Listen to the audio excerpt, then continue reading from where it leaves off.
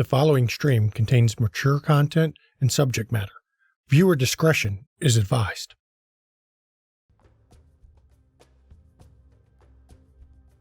Hello, everyone.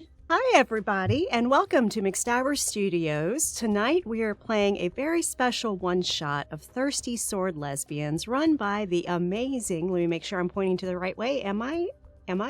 Let's see. Nope, this way. Moira! I'm always mirrored and I never know which way I'm going. But anyway, so I am Mama McStabber, and tonight I'm going to let you know that we are playing this game for a very special charity. We are participating in Game Pink. It is a fundraising initiative by National Breast Cancer Foundation. We are actually participating in this initiative all month long, raising funds for National Breast Cancer Foundation.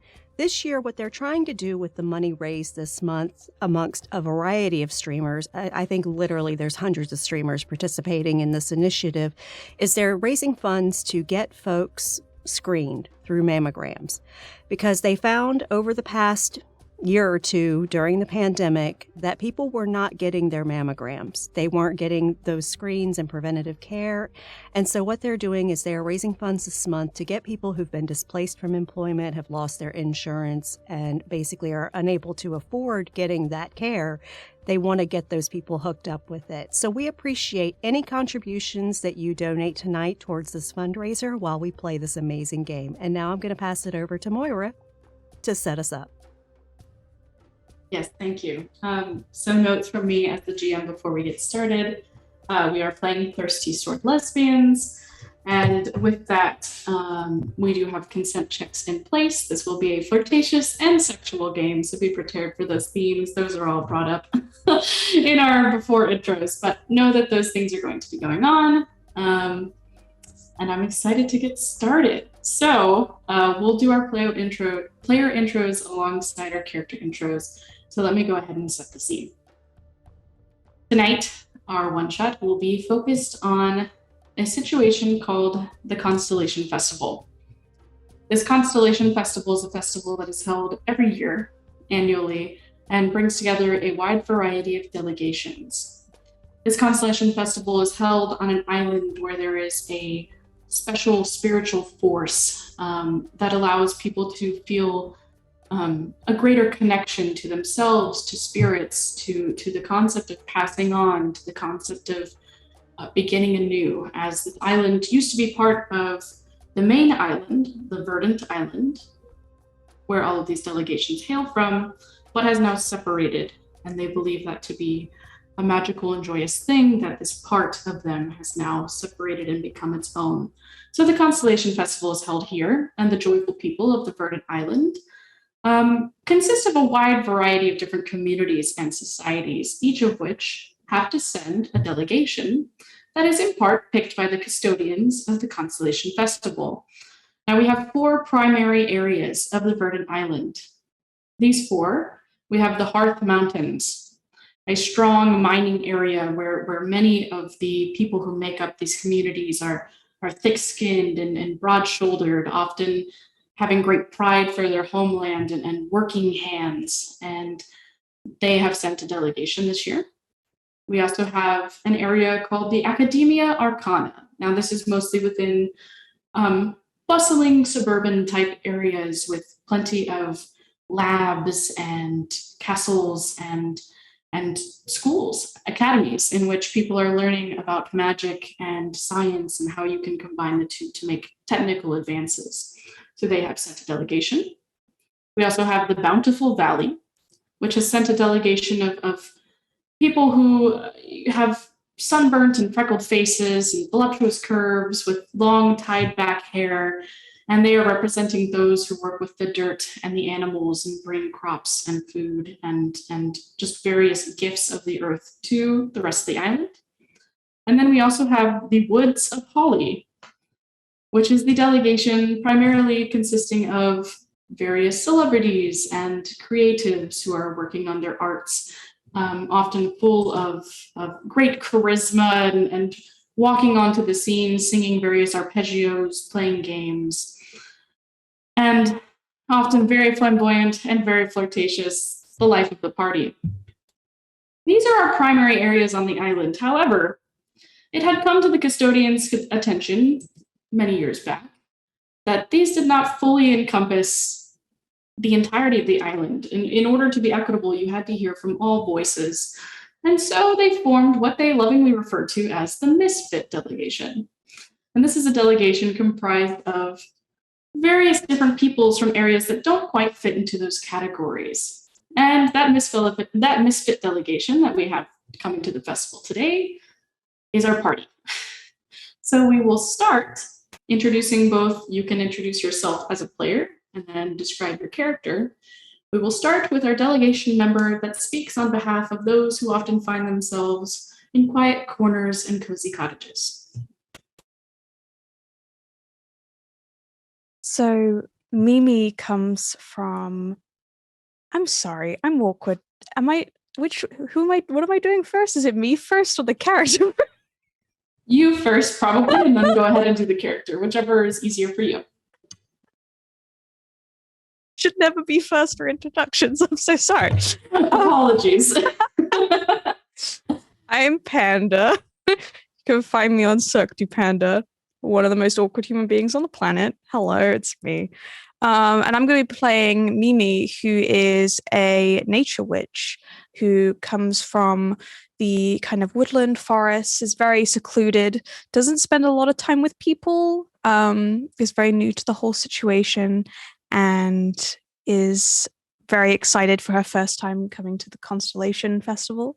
And she is a very petite, small in height girl. She has long brown hair. She wears a green kind of dress and one of those like really big hats, and is just covered in floral pressed flowers and all sorts of nature things, trying to look her best for the festival. Excellent. So we have a delegate that has been chosen from that area.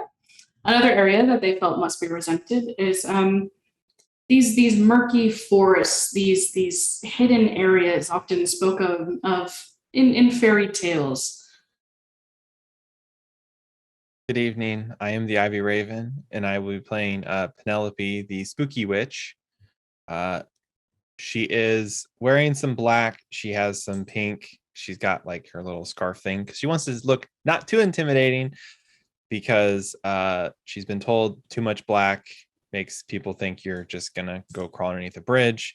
She doesn't like the connotations about the murky forest. It's not all bad. It's mostly bad, but not all bad. So she's hoping someone will rescue her from her murky forestdom so she can move on to greener pastures, literally. Perfect. And speaking of greener pastures, now that we have someone of that delegation, they decided someone needed to be a voice for the people who perhaps share a variety of different values, who perhaps find themselves monogamous in an island where often polygamy is recognized. What often is referred to as where the plains meet the forest. Hello, I am Lon Hee, and I will be playing Reiko, the Devoted.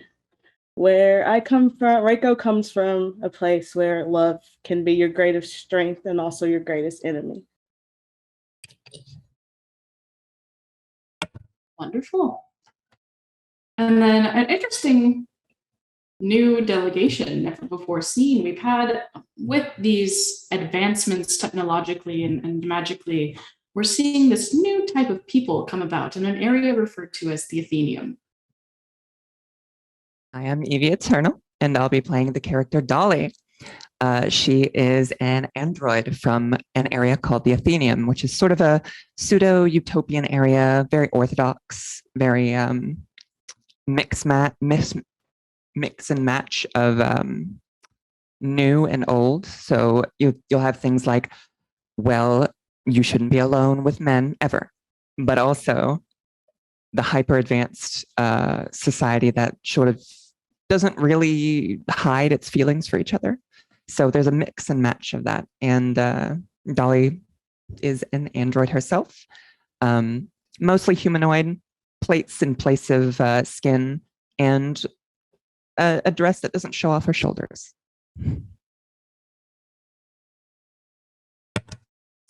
And then, considering it is an island of people, they managed to find everyone to represent the land, but an island is just as important as what surrounds it, and that would be the beautiful sea. I am Mama McStabber in Twitch chat, also known as Relendare, and tonight I am playing Sophia. And Sophia is from the dazzling seas. She has made quite the career traversing the ocean and the waterways around the island and even in other lands, procuring objects from those who don't deserve it and making sure that those objects land in the hands of those who do deserve it. She has a bit of a reputation, but she always delivers. Excellent. And this wonderful misfit delegation, to no surprise of anyone in the other delegations or to the custodians, due to their far travels and also their rather interesting personalities and hailings, is the last to arrive to the Constellation Festival. In order to enter the island, you do have a bridge that you have to cross over. It's a rather large bridge, a walk from one side of the island to the other, where as you walk through, the differences and the changes and the challenges all become unified and go through the same passage in a way to then be shared and joined in tradition and ritual and games once you reach the island. So as we walk across the bridge, you do have about 30 minutes or so of crossing to reflect on yourselves, who you are, where you've come from, and potentially get to know each other better as you've all come from very different lands.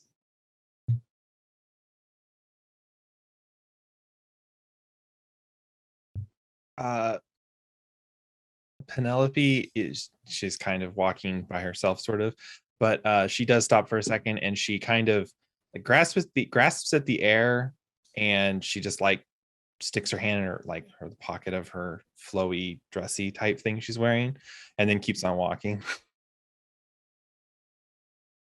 Mimi's probably lagging behind a little bit, really like kind of looking around, absorbed, and seeing someone ahead of her, Penelope, just instantly runs as fast as she can, probably tripping a few times to try and catch up. Hello. Hello. Are you going to the Constellation Festival? That's where this bridge leads. Okay, great. I was scared I was on the wrong bridge. No, you're good. It's a hike, so hopefully you got your walking shoes on, or boots, or heels, whatever your footwear of choice is. As long as your feet don't blister, you're good. Or let them blister. It's a good experience for a first timer. I'm assuming you're a first timer since you don't know what the bridge. So Yeah, have you been here before? yeah, it's something.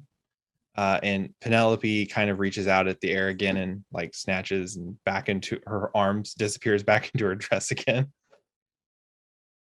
Mimi begins to kind of like try and copy the way she's doing it. So she puts her hands in her pockets and kind of tries to carry herself in a similar way. At this point, Dolly, having walked along this bridge and is currently walking along it for the very first time, appears to be sort of taking notes and closes in on Penelope and Mimi. Is this one of the particular traditions of the festival? This dress arm thing that you're doing? Oh, I'm taking care of something, so I don't know what she's doing. I also thought it was a thing. I just joined in. Oh, it is all right. I am Dolly. Penelope's going to kind of look around like exasperated, like, is there anybody who she can shuffle these newbies off on? Oh, look, a squirrel. Why don't you explain to our autonomous friend here about shoes? And Penelope keeps on walking, like, So shoes are okay if they're heels or boots. They don't get bloodied or blistered. She just reels off what Penelope literally just told her about walking shoes. Bleeding, blisters, not a thing my people get, but it is curious. You wear these shoes because they raise your heel and then, oh my. Sophia overheard that last bit. Oh, yes, they make the ass look fantastic. Oh, New Hello there. here? yes, the very Mm. first time. Just keep walking forward. You can't miss it when you get there. Of course. And she basically sashays her way forward. She's wearing a flowing turquoise-colored dress with fancy beadwork around the neckline, and she has high-heeled boots that she's walking in front of you with. I'm so silly. I'm Mimi. A pleasure. I am Dolly. I was told I was named after some singer, but I am uncertain. It is a pleasure to make your acquaintance. Reiko will kind of follow behind last, and she has the locket in her hand, and she's just like softly talking to herself, not really paying attention where she's going. And she's kind of just like, Lily, I don't know how I'm going to make this through without you, but I'll try to have a good time for you, as she continues to walk. So, where are you from, Mimi? Oh, I come from like the woods. It's a really nice little area. It's kind of secluded. It's quite isolated, but it's nice if you like animals and stuff. And then she The- kind of does that like look around to make sure everyone likes animals here. Like, I am certain that animals are good. But I did not get a precise geographical location from your answer. The woods is a very large area.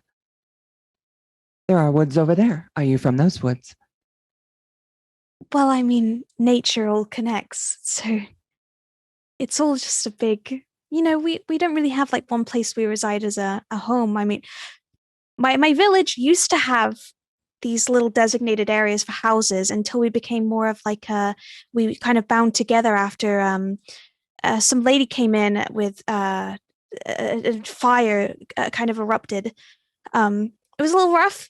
It destroyed my home, but then now we just kind of live wherever. It is something to do with spirits or something, but I'm sure it was just an accident. Well, I am sorry that your home fell to an arsonist. It's okay. What's everyone else's name? Hi. And she kind of waves to Rico in the back. Or Reiko, sorry, I didn't catch it. Reiko will like stop and turn around and be like, yes, hello, I'm Reiko, and you are... Mimi. Dolly, Nice to meet both of you. a pleasure to make your acquaintance. Sophia turns because she heard the conversation and they're the newbies. I'm Sophia, newbies. Nice to meet you. A pleasure to meet you. I look forward to many more festivals.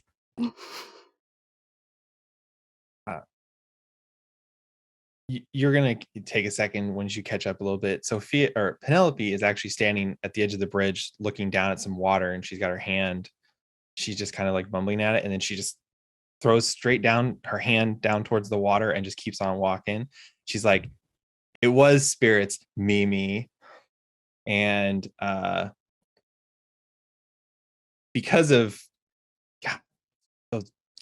those little shits, they caused me to be driven into the fucking murky forest. It sucks out there.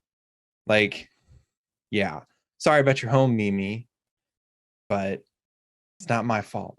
I'm not an arsonist. I don't know what everybody told you, but I didn't do it. And Penelope keeps on walking. She didn't say her name to anybody. She's just irked. Oh, I believe you. Was that the arsonist, Mimi? Just said not an arsonist. Not an arsonist. So, I don't think she lied to me. That is good. Yeah. Lying is primitive. You know, one of my crew actually had like an issue with their crotch feeling like it was on fire. They went and saw a healer and they got all better. You might want to try a healer. That sounds painful. Humans typically light themselves on their crotches on fire. This is so strange. I have never encountered anything like this before in the archives that I went through. No, Dolly. I don't think she meant they lit it actually on fire. No, metaphorical fire. She just felt like it was on fire, which is Like- even scarier because then you can't put it out, right? Like arousal. Oh, goodness. As you all are discussing crotch fire, you've reached a point at the end of the bridge where this gorgeous old woman begins to approach you. She has these deep set wrinkles into her very dark tan skin, mottled with different freckles and moles across her body. And she shows in this beautiful robe that Penelope and Sophia would recognize as the robes that custodians wear. And they would know custodians of the Constellation Festival are often long time appointed. Jaylin, this custodian, being the longest standing of the current custodians that are here. She is wise and very kind as she approaches, quietly enters conversation and listens to the wisdoms that are being discussed by the delegation about to enter. And after a moment, she clears her throat and yes, well, we all have things to learn here at the festival. And I suppose this is one of those things. It is lovely to meet you all. I understand we have Mimi, our one of nature. Penelope, our one of the magics, both dark and curious. And we have Reiko of a land of tradition and the sharing of blood, which is quite beautiful. Dolly, one who is not made of flesh, but interested in it apparently. And Sophia of the seas and of the trade and of the gallivants of various kinds. It is lovely to have you all, my favorite delegation every year. Now, I do wish for you to participate in the first activity of the night that everyone must take part of as they pass the bridge. Be offering, as I do, the wishing interpretation, as some of you may have heard when you were a child. Perhaps, Dolly, you are unfamiliar. There is a tradition in which you can wish upon a star in hopes that it will most likely come true.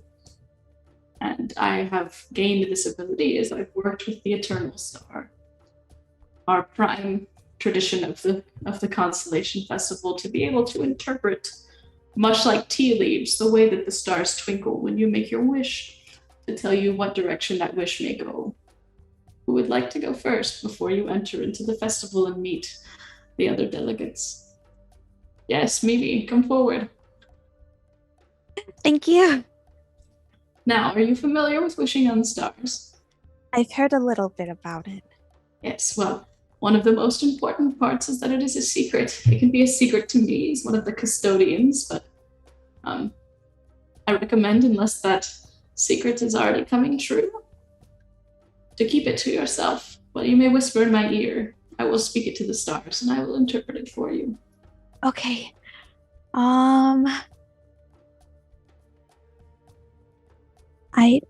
I'd really like to find someone at this festival. A fine wish that I have heard many make. And Jaylin folds her palms close to her heart and begins to spread them across her chest to her shoulders and reaches towards the skies. You see her eyes look up, and for a moment, all of the stars appear in her eyes, as if the sky and her vision have become one. You see a slight twinkle in her right eye, and she looks at you, Mimi, with the largest smile across her face. And I believe that is very likely for you, my dear. Who is next? I suppose I will. Oh, No, I was gonna say, please, Penelope. Penelope walks forward. Yeah, I've got a wish. It's the same one it always is every year, Jalen. Ah, I want to get rid of these spirits. Is it going to happen this year?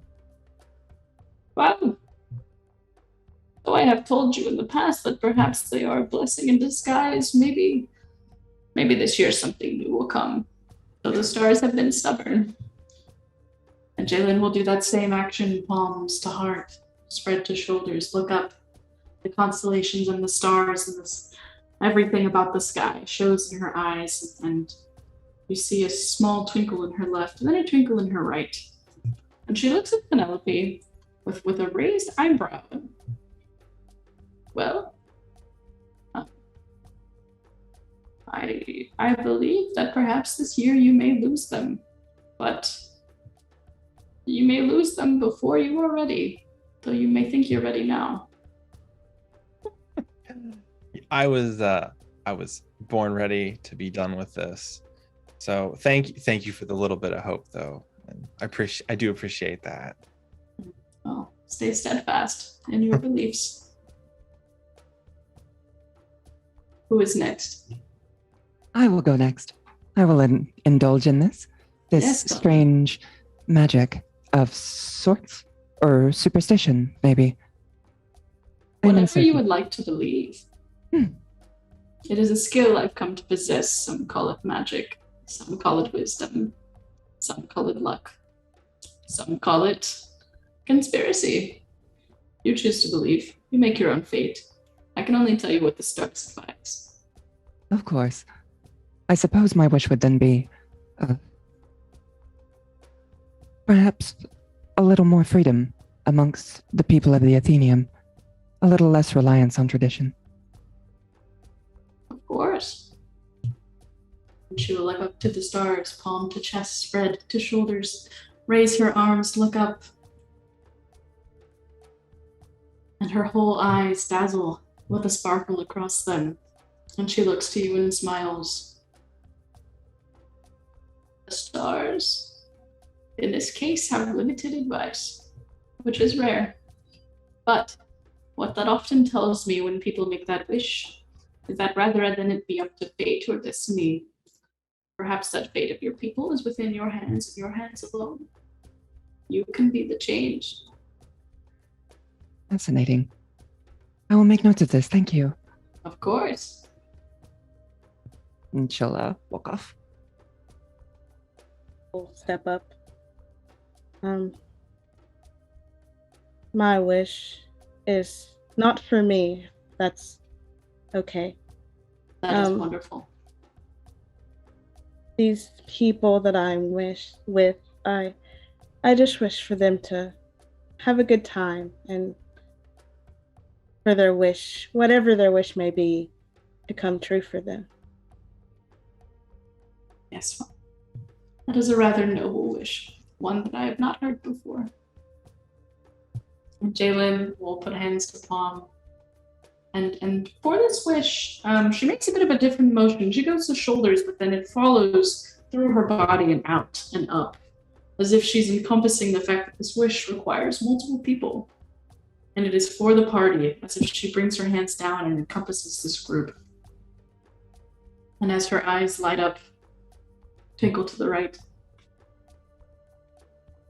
Yes, well, I believe that the stars are correct this year and have been very accurate for those who have come. I mean, you are the last people for me to give this advice to, and I will tell you that it seems that everyone's stars are favorable tonight, including yours and what you may wish for as well. I hope that you can also find fulfillment and joy in this festival. But know that this festival does not always have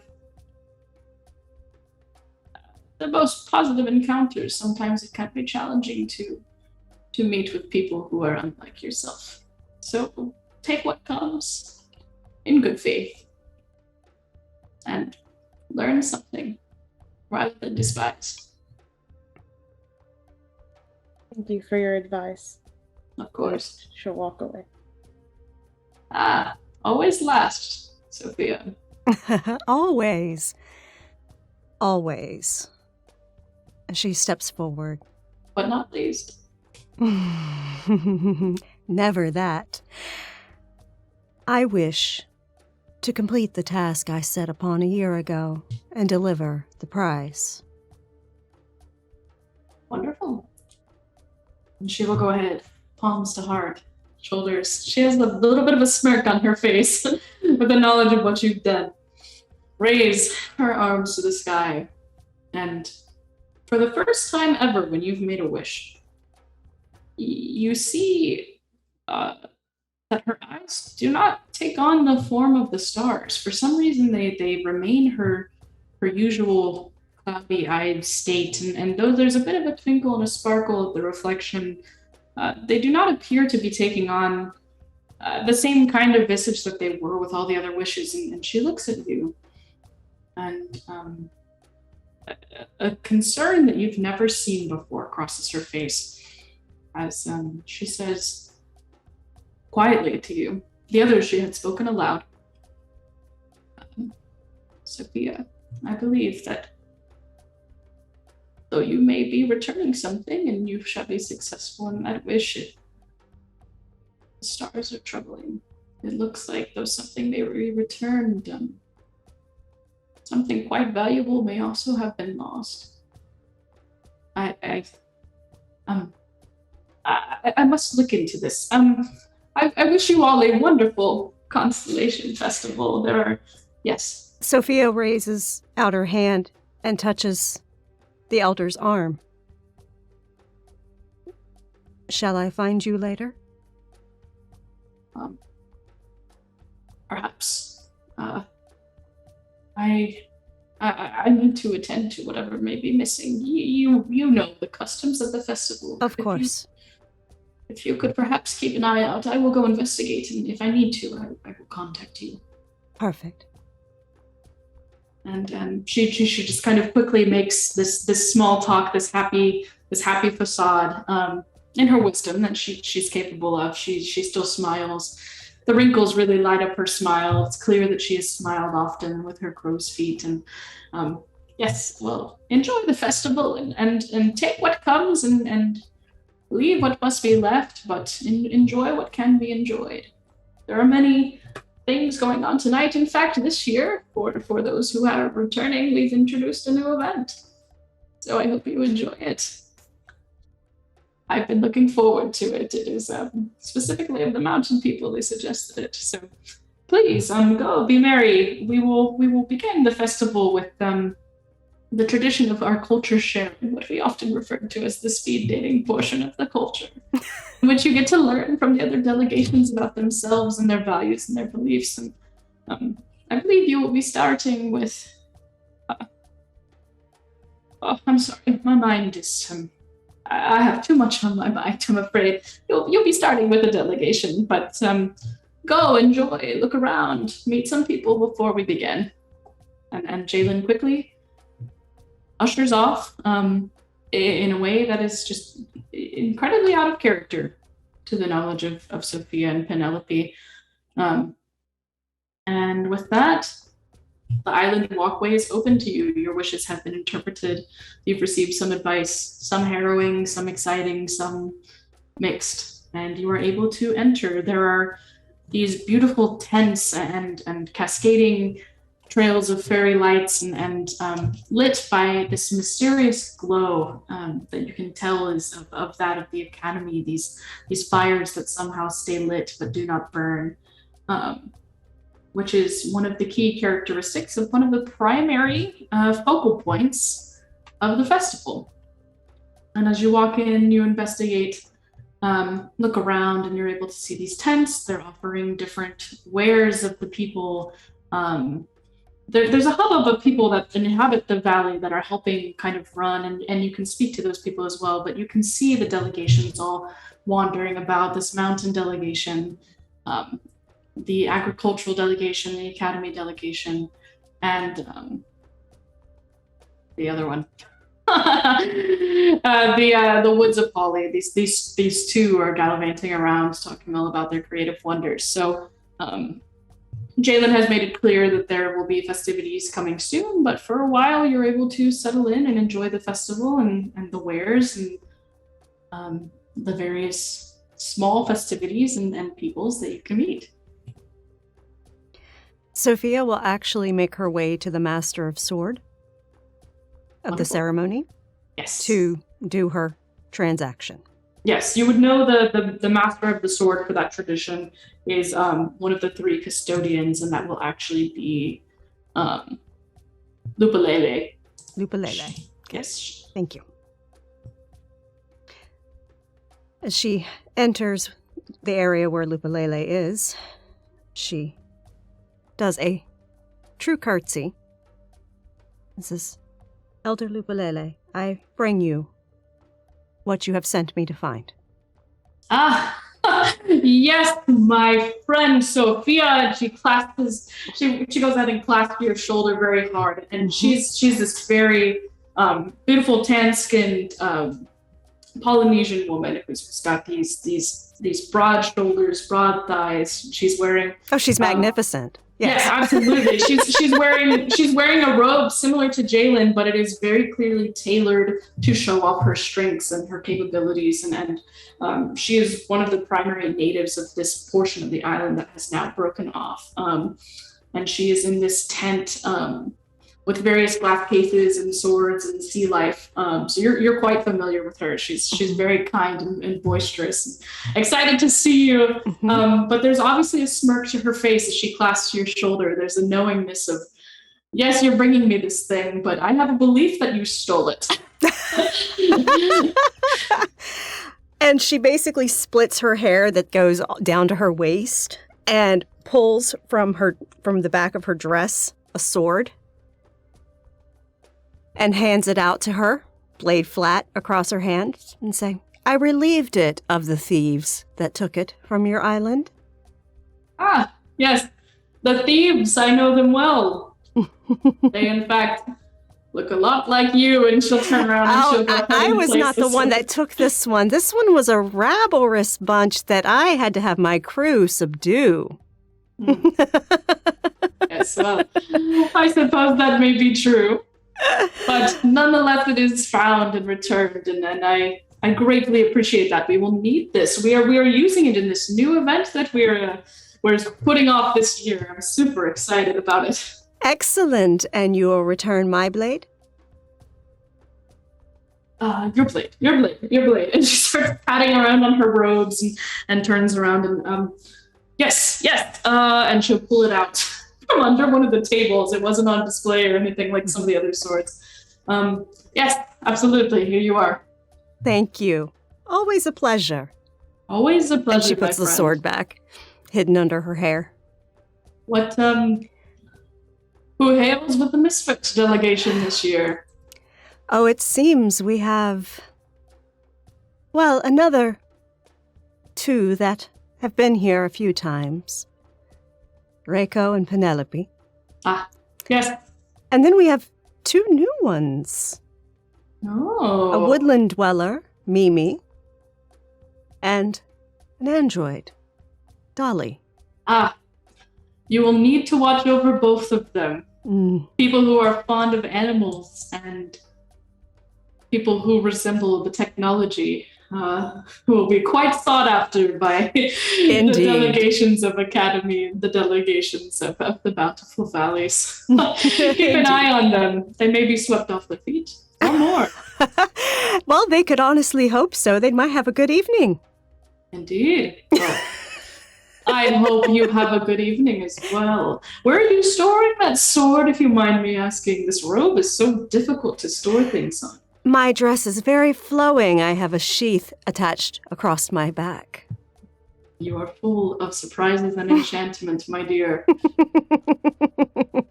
Yes, well, go, enjoy I the will. festival. I'm going to have myself a glorious time. Yes, Enjoy indeed. your festivities. I shall. Oh, and before you go, I will warn you.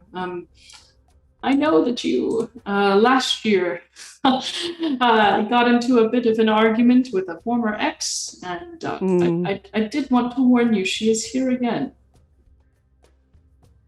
Alone or with someone? Oh, I have not been able to ascertain that yet. I mean, she is with the academy now. She's begun her research. And that's a large group. There's about 5 of them this year. Largest we've seen. Excellent. Well, hopefully she can keep herself entertained because I'm not inclined. Have a lovely evening.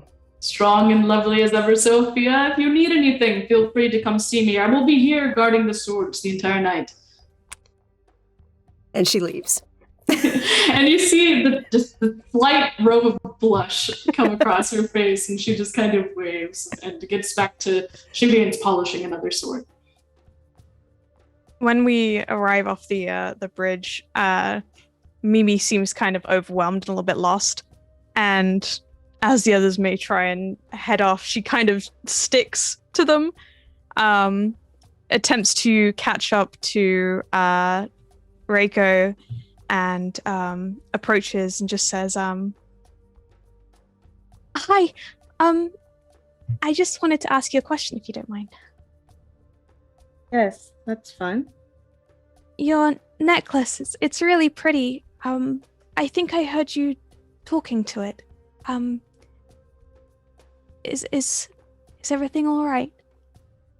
Usually I come to this festival with my partner, but this is my first time coming alone. This is the only thing I have to remember her by, so it's kind of like my safeguard at the moment. Mimi just looks down sad and then kind of just wraps her arms around her and gives her just a big hug. I'm really sorry. That's fine. I'm sure she would have wanted you to have a lovely time, and she's with you, I'm sure. Yeah. Thanks. You're welcome. Penelope? Yeah, Mimi. Hi. I had a question for you too, if that's okay. Go ahead. Do you have, did she say you have magic and stuff? I don't really have magic per se. It's people misunderstanding the spirits, which I still assert are real. So. Oh no, I believe you. You told me that it was spirits, and so that's what it is. Most people don't believe me, but today is full of wonders. So. You've given me no reason not to trust you so far, so I don't see why I shouldn't. I'm sorry that the spirits have given you such trouble, and I'm sorry about what my village may have done after hearing about it. I wasn't there when it happened, I just heard about it when I came back. I would love to say it's fine, but it's not your job to apologize to me for the decision of the village. So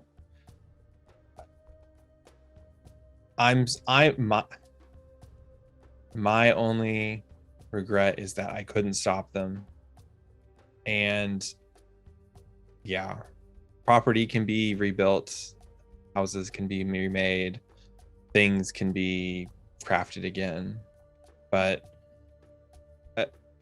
I couldn't. I just, yeah. Trust is harder to build. Yeah, in a sense, yes. I just I couldn't stop them, and when I was driven out, it made sense to stay in the murky forest.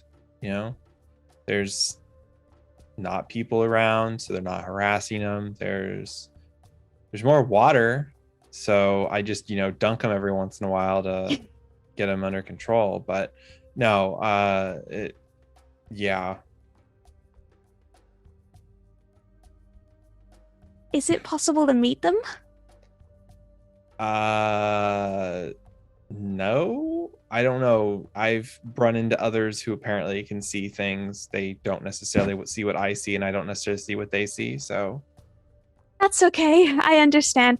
It's like when I tell my family about my squirrel friends, and every time I show them, they're always gone, and I'm like, they're shy. They're just shy. I'm not making them up. I swear. I have squirrel friends, but they're always like, they're not real, but they are. They're like squirrels, but more fire and mischievous, less teeth. So yeah, it's okay. The trick to squirrels is you have to make sure there's plenty of food for them, so that way they'll stick around when you go get others. I will remember that. Thank you. You're welcome. I like this group. Should we all stick together? Me, you, Dolly, Reiko, and where'd Sophia go? I believe she went towards the Swordmaster's tent. Other than that, these spirits, I have not picked them up on either normal vision or heat. What frequency do they come in through? Do you know? You can see them with your normal eyes. How do they work?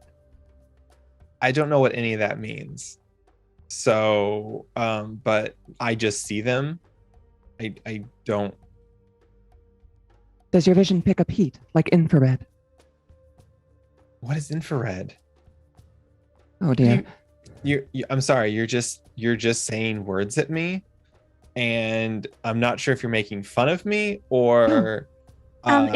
If it picks up heat, then infrared means that it can probably pick up the pheromones that animals give off when they're in season and they're in heat. That is also a possibility. I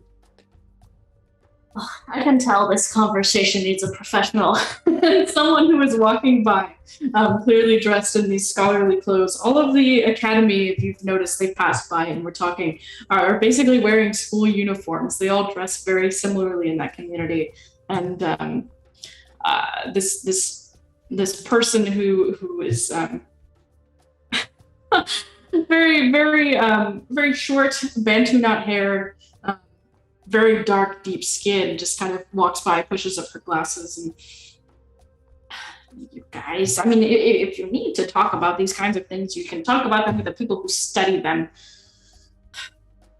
What exactly is being discussed? What are you? And immediately she focuses on Dolly and starts, just kind of prodding and poking and like almost tracing the lines on your face with her hand, and just is just fascinated by you. And whatever you were talking about, it can wait. What exactly is going on with you're everything. You're fascinating. Oh, thank you. I am from the Athenium, one of their newest line of androids. The Athenium, my friend, my roommate, actually, Lilith, she was one of the people who did the initial research and made you whole guys possible. I didn't even know that you were up and running yet. Yes, Councilwoman Lilith. I know exactly who you're referring to. Yes, absolutely. Anyway, so you're talking about spirits. I mean, spirits are, well, you wouldn't be able to see them with infrared. I mean, that's like a heat detection, and spirits don't usually give off heat, right? That is why I was attempting to switch frequencies between different types of vision, but I am unable to pick them up. Fascinating. Wow. Can you tell me a little bit more about yourself, please? Oh, well, I am one of the first of my line, a new I was family. valedictorian, first of the class. Wow, that is incredibly impressive, by human standards especially. You can tell Rowan is absolutely smitten with you, fascinated, thinks you are the most amazing thing on earth right now. There is a very light blush along the very pale faceplates to simulate the human emotion. Well, spirits can't really be seen. It just kind of depends on the spirit, depends on the situation, depends on the magic. We're discussing what Penelope's spirits in quotations. Yes, apparently we were also discussing how exactly the best way to attract squirrels is, which is an interesting subject on itself, though not quite as advanced as detecting Squirrels. spirits. You're talking about animals? Penelope reaches inside of her dress and she walks over to this extremely rude individual, and she kind of just pats them on the head. She's like, there, your ignorance will only get you in trouble. And she kind of turns and starts walking away. Yes, well, if you're discussing animals, I don't really want to be part of the conversation. Squirrels are always stealing food on campus. But Dolly, you're really wonderful. That's your name, right? Yes, that is my designation. Yes, I was actually told that there would be an automaton coming, and I was hoping it would be you. Lilith told me that you were one of the first. Yes, well, I had to finesse my way into doing it. A bribe. Simple, but effective. Fascinating. Well, I look forward to sharing my culture with you at the culture exchange. I think I would like that too. And, It will be a pleasure to exchange all forms of things. yes, and whatever everyone else here is interested in exchanging, I suppose. Oh, yes. Most certainly. I can look upon their faces and see the great scientific minds that lie within. Yes. Yes, indeed. Well, I will see you later. And she'll run off and rejoin her friends and start giggling and blushing. And you, Dolly, have gained a string over Rowan. I mentioned this to Sophia privately, but there's this thing in this game where you can gain strings on people, which you can then use to influence them in the future. Essentially heartstrings, some emotional attachment that you've gained with people. So Sophia has one over the Balele, which she has marked, and now you have one over Rowan, which you can mark and use to influence Rowan in the future in a situation that Rowan may be able to help you in. It's for me. Well, she seemed nice enough. I don't Right. trust anyone who doesn't like animals. Oh. Yes, some people build early dislike of animals during their childhood, and it goes into adulthood. It is not surprising. But that is understandable. I think Penelope had the right idea. She left. Damn it, I've lost 2 friends already! It is okay. We can gather ourselves. And I'll stick with you, Mimi, if you wish. Yes, please. I don't want to be alone. I'm kind of overwhelmed. Of course. I'm lucky if I bump into like one person. This place is full of them. And a cat. Oh, that is a lovely cat. Yeah, I just found it. It's my friend. Yes, well, you hear the gong that signifies that a new event is about to start. Sophia, Reiko, and Penelope would know that this event is often held in this large tent with a lot of pillows. It's almost like has a comfy sleepover type feeling to it, where you're sharing of these cultures and these interests and these beliefs, but it's done almost as if in relaxation and in the inside your own homes, sharing the same bedding. And as you begin to walk over, Actually, Sophia will go over to the newbies, yes, stick an arm in each of them's arms, and say, "Come, newbies, let's go exchange cultures and other things." Oh, you're back. Hi. Hello. It is good to see you again, Sophia. Did you get all the things you needed to take care of done? Get Absolutely. done Now over I there? can just have a good time. Of course. It will be pleasant. This way. And I lead him to the large tent. I look back and I kind of outstretch an arm for Reiko to come by as well. Knowing she's been here before, but she knows that it's her first time on her own, so she wants to like kind of bring her along if she can. I mean, while she's walking, she will be like keeping an eye out for Penelope, trying to make sure see if she can find her. You're going to see Penelope going in, but she's also kind of she's got like a big jug of water with her, like a urn vase thing of water. So wherever you find her and she sits down, she's just got her she's just gonna set it down. So as you're walking into the tent and flirting and cajoling and finding your place, you can see the other delegations are beginning to find place and take seat. And Reiko, as someone who has held true to her devotion, hears a whisper in her ear, a familiar low sound that she has heard and has come to miss. And it whispers, "Oh, we are moving into the second stage. Did you notice the first? There was a feeling of denial, like something was amiss. I believe there are more stages to come. If you stay true, I will guide you. Perhaps this stage may bring something more aggressive. Stay true and be careful." And with that, you feel this arm kind of guide down your shoulder and almost move your hand to point. And you look and see that as the delegations are beginning to enter the tent and sit, where you would normally see the eternal star, which is this star of eternity. It forever glows and forever flames and is the star prize of the festival, where at the end there is a show and tell where all of the delegations basically show off the best that they can do and bring the knowledge that they've gained from others, combined with the knowledge that they brought, and show off some kind of skill or pride or homeship or story that they believe is important to impart. And in that, there's the lighting of torches from this eternal star. However, the pedestal that this eternal star is typically on has but a lantern on it. And the eternal star is nowhere to be seen.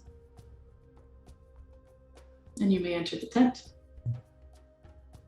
I will stop, grab Sophia, and be like, "Sophia, the star, it's not there. You see that, right? That there's nothing there but the lantern." That damn woman. If she had told me this was what was missing.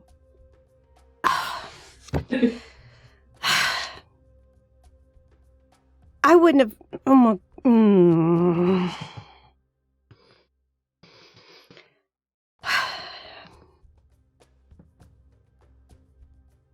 Well, let's just act like everything's fine for the newbies.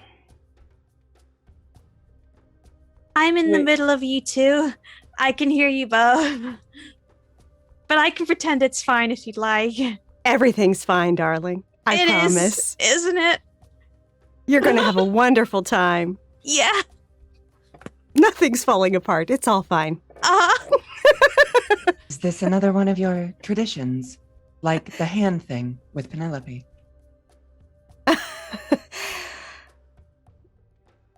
There should be a star on the pedestal. The star seems to be missing. You know, there's beginning to be a trend of things going missing at these festivals. Last year it was a sword. This year now it's a star. They're going to look at me because I'm known to retrieve things, sometimes lift them off of people. But I didn't do it. You are a delivery woman. You could say that. I'm a traitor of sorts. Traitor with a T or with a D? With a D. Okay. Oh. Yes, I traverse the oceans and waterways and trade in various ports. I've never been on the ocean. What is it like? Like the best lay of your life. Like sleeping? No, like sex. Oh,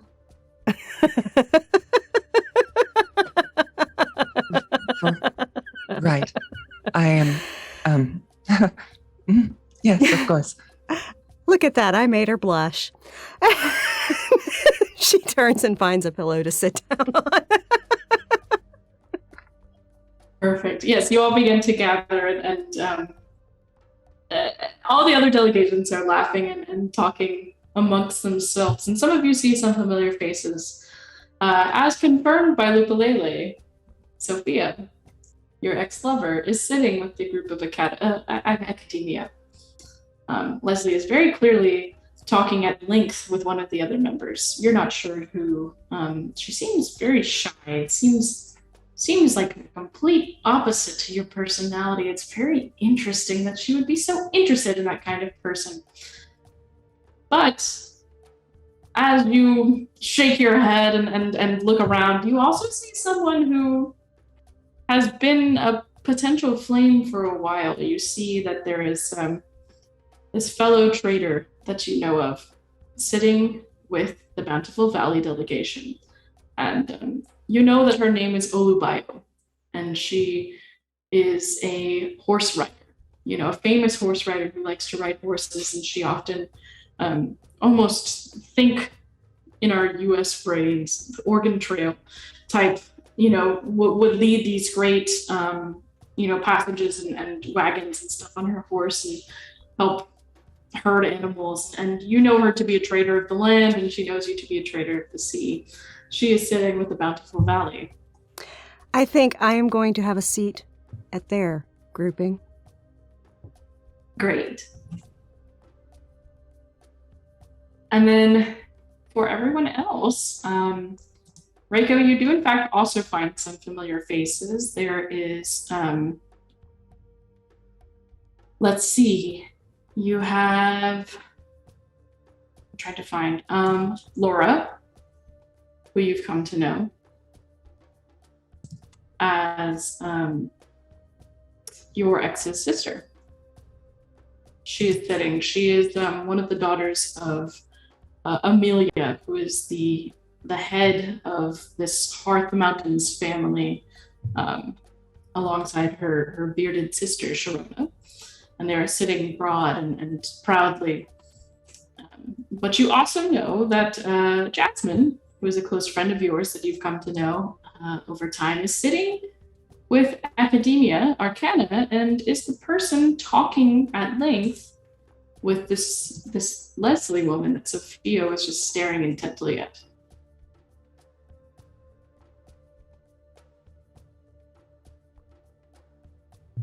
I will go over and sit next to Jasmine. Wonderful. We have Reiko sitting to hear about the Academia's culture. We have Sophia, who has found a spot next to her potential flame of sorts, a fellow trader with the Bountiful Valley. And there are, conveniently, 3 other groups. There is the Woods of Holly delegation. It's just 2 people. There's this extravagant, masculine-appearing, contoured jaw, boisterous drag king, Maximus, that many of you would be familiar with. He's going on and on about something, almost doing a comedy routine to his fellow Woods of Holly friend Kyung-hoo, who is a known virtuoso, could play just about any instruments she picks up. And so they're going on and on, and then there is also still this mountains delegation, these 3 strong, very loud, not hitting on each other, but hitting each other, a mother and her 2 daughters. And then there is a group of the custodians, the Lele, Diana, who you've yet to meet, another fellow custodian, and Jalen are all sitting. So you may all take your pick at where you sit. Where is Penelope sat? Is she sat on her own? Yeah, Penelope kind of just plunked her jug down and kind of sat down next to it. So That's an option. Mimi, like a bad smell, you can't get rid of her. We'll see you and and kind of be like, Penelope, and come on over and sit herself next to you. Excellent. perfect timing, Mimi. Perfect timing. Absolutely perfect timing. Thank you. Dolly, you would notice that Rowan is waving intently at you from the academia area in which Reiko is seated as well. I'll take a seat next to Reiko. Reiko, Oh. excuse me. Sorry. I was gonna say if Dolly heads off in that direction before they leave, I just want to say, cycle your eyes or whatever. Check your frequencies on your friend over there. Who? Rowan? Whatever. Miss Dismissive. Yeah, sure. Miss hates animals. Oh, she hates animals? Of course she does. Yeah. If she wants to do anything, Dolly, make sure you bring extra oil because she looks like she'd wear you out. Extra oil? Yeah, just stay lubricated. It's important. Yeah. Is that to prevent a fire? Yeah. Of a sort, yeah. I will bear that in mind then. Thank you for the advice, Penelope. You're welcome. Tricks of the trade. Of course. Have fun or whatever. Mimi, watch my jug. And she gets up and actually goes over and she sees like one of the little fire spirit things dance around over at the Woods of Holly table, and she just kind of grabs it. She's like, nope. And she's like, also, that joke's not very funny. And she goes back to her jug and she just dunks her hand into the jug, pulls it back out, sticks her hand into her dress. Maximus looks very offended. Doesn't follow you though. Continues to tell jokes. All right. So if everyone is sat where they wish to be sat, let's see. The custodians would actually go ahead and approach Penelope and Mimi and sit down with them. And Maximus, originally intending to come see you both because you were a fellow group of two, immediately turns and goes over to meet with the Hearth Mountains delegation. So we'll actually go ahead and start with academia. This is our largest group. We have Dolly and Reiko sitting with them, and a chime sounds showing that you can initiate your sharing of culture. And all the academics are hushedly whispering to each other and interested in what each other are saying. And slowly but surely, Rowan kind of tugs on them and shows interest in, guys, you gotta look at what's going on over here. And they all begin to slowly turn. Jasmine turns and her face lightens up and brightens when she sees Reiko and just, oh, hi Reiko. Nice to see you. Hi, Jasmine. Good to see you. How have you been? I didn't know if you were coming this year. Well, we promised to show up at everyone. Sadly, I'm alone this year, but I'll figure it out. Well, you're not truly alone, right? You have your locket? Yes. Yes. Not all of my friends know about this tradition. Perhaps that could be the first thing we share. And Rowan butts in and kind of pushes on her. We have an automaton in our midst, Jasmine. They need to share about their technology. I mean, obviously that's the first we should know about, and then we can share our culture and all that ties in. And I think that would be the perfect thing. And then this other girl who's kind of older and almost looks like a professor type, Kim. She just butts in and, girls, we will let whoever speaks first speak first. Who would like to go? perhaps. Dolly, Yes. why don't you go? I'm sure your culture is more interesting than mine. You are Jasmine just kind of smiles and nods knowingly that you may be nervous and puts a hand out to you and actually puts it not like on your thigh or anything suggestive. She knows that you're devoted, but she'll kind of reach a hand out to you. And then Rowan's just kind of like super excited, leaning, and then the rest of the academians. You have Kim, who is the professor type, and you see two others joining them. You have Anjali, who doesn't really seem to want to give anyone the time of day, and Leslie, who is actually has an arm now around Jasmine and is listening intently to what Dolly is about to say. Oh, well, I suppose I could, but if you feel awkward at any point, please let me know, so that way I could give you the time you need. But it is a pleasure to meet all of you. I've already met Rowan. She seems very nice. Thanks. I have come from the Athenium, one of the first AI that has been released instead of an actual human. But it is good to meet all of you, and I hope to share in scientific endeavor and other endeavors. Of course.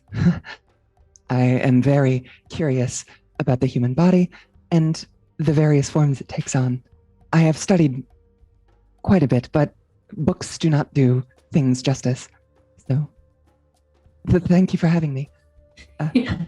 Leslie smiles and kind of takes her hand that is around Jasmine and kind of lowers it and moves down, almost side boob, and kind of just like holds it there. And if you need advice about exploring bodies, let me know. I'm quite familiar.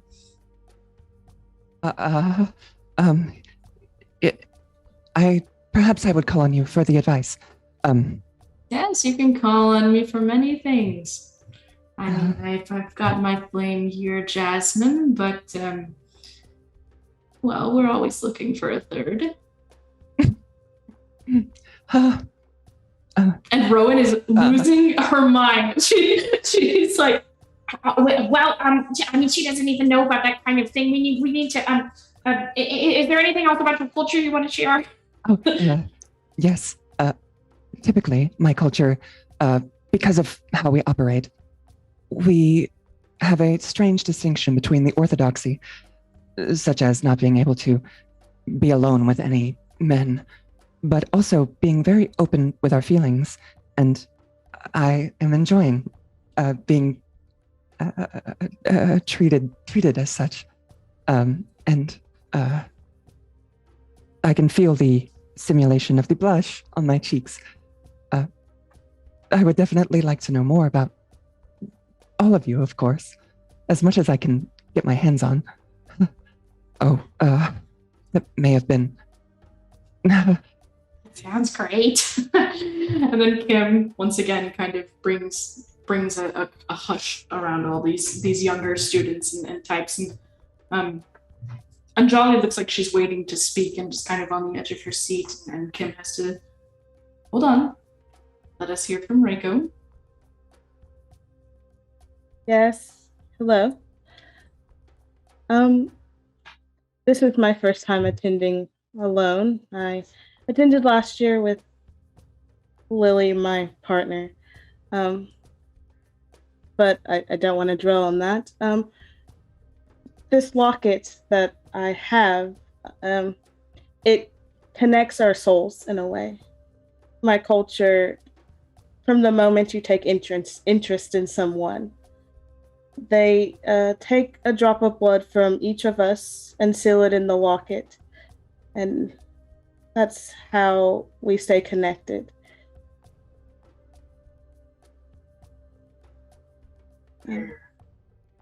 You're some kind of monogamous people, and this is Anjali speaking up finally. She's been kind of waiting to speak, and then she hears this and she's befuddled. I'm not very familiar with that. Why would you do that? We believe that love is eternal. It's very hard in a sense to find someone that you share something in common with, or that has the same views as you, or just, but it works well. This is the first time, though, that it has gone terribly, and one of us had to come alone, but I'm fine, and I'm happy to be here and meet all of you.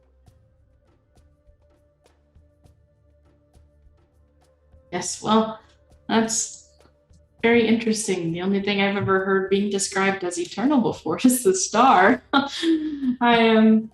I'll think on that. And Jolly is clearly actually very enlightened by what you said and has interest in that. There's this blush on her face as if that's just a very appealing concept that has never really come up to her before. She's been in this academic society where dorms and magical experiments and exploration are encouraged, and so she's been fairly polyamorous her entire life. So she smiles and thinks on it, and you would know this about the academic societies. This is quite unfamiliar to them. They've heard it before, but this is on Jolly's first time.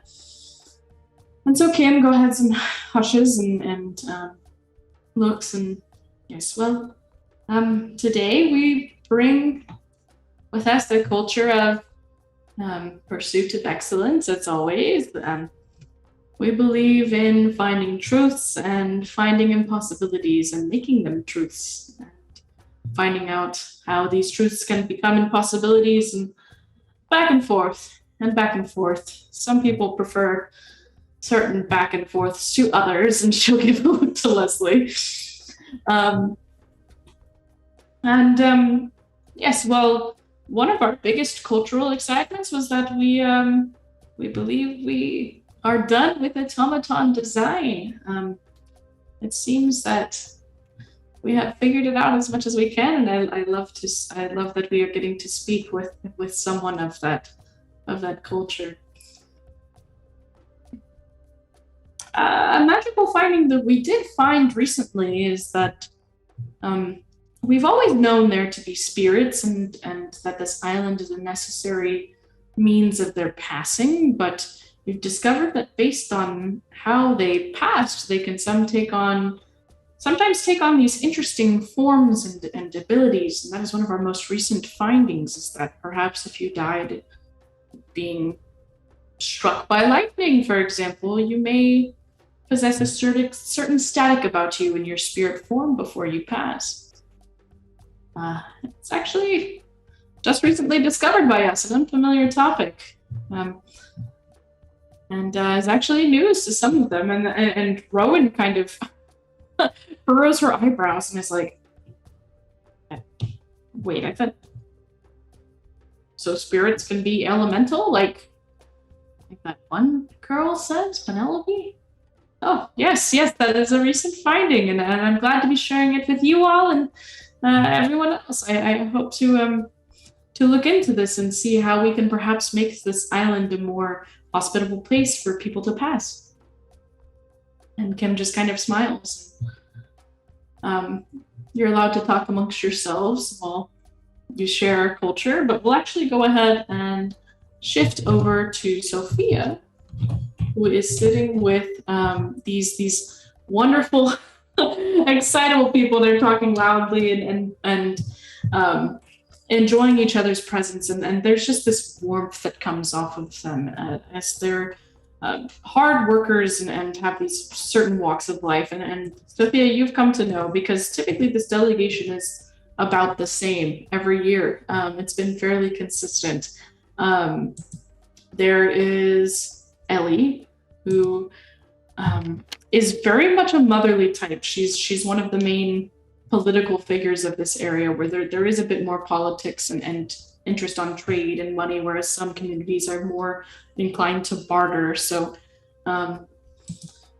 you have Ellie, who has that kind of presence. You have Olubayo, who is a well-known horse rider, almost cowgirl type.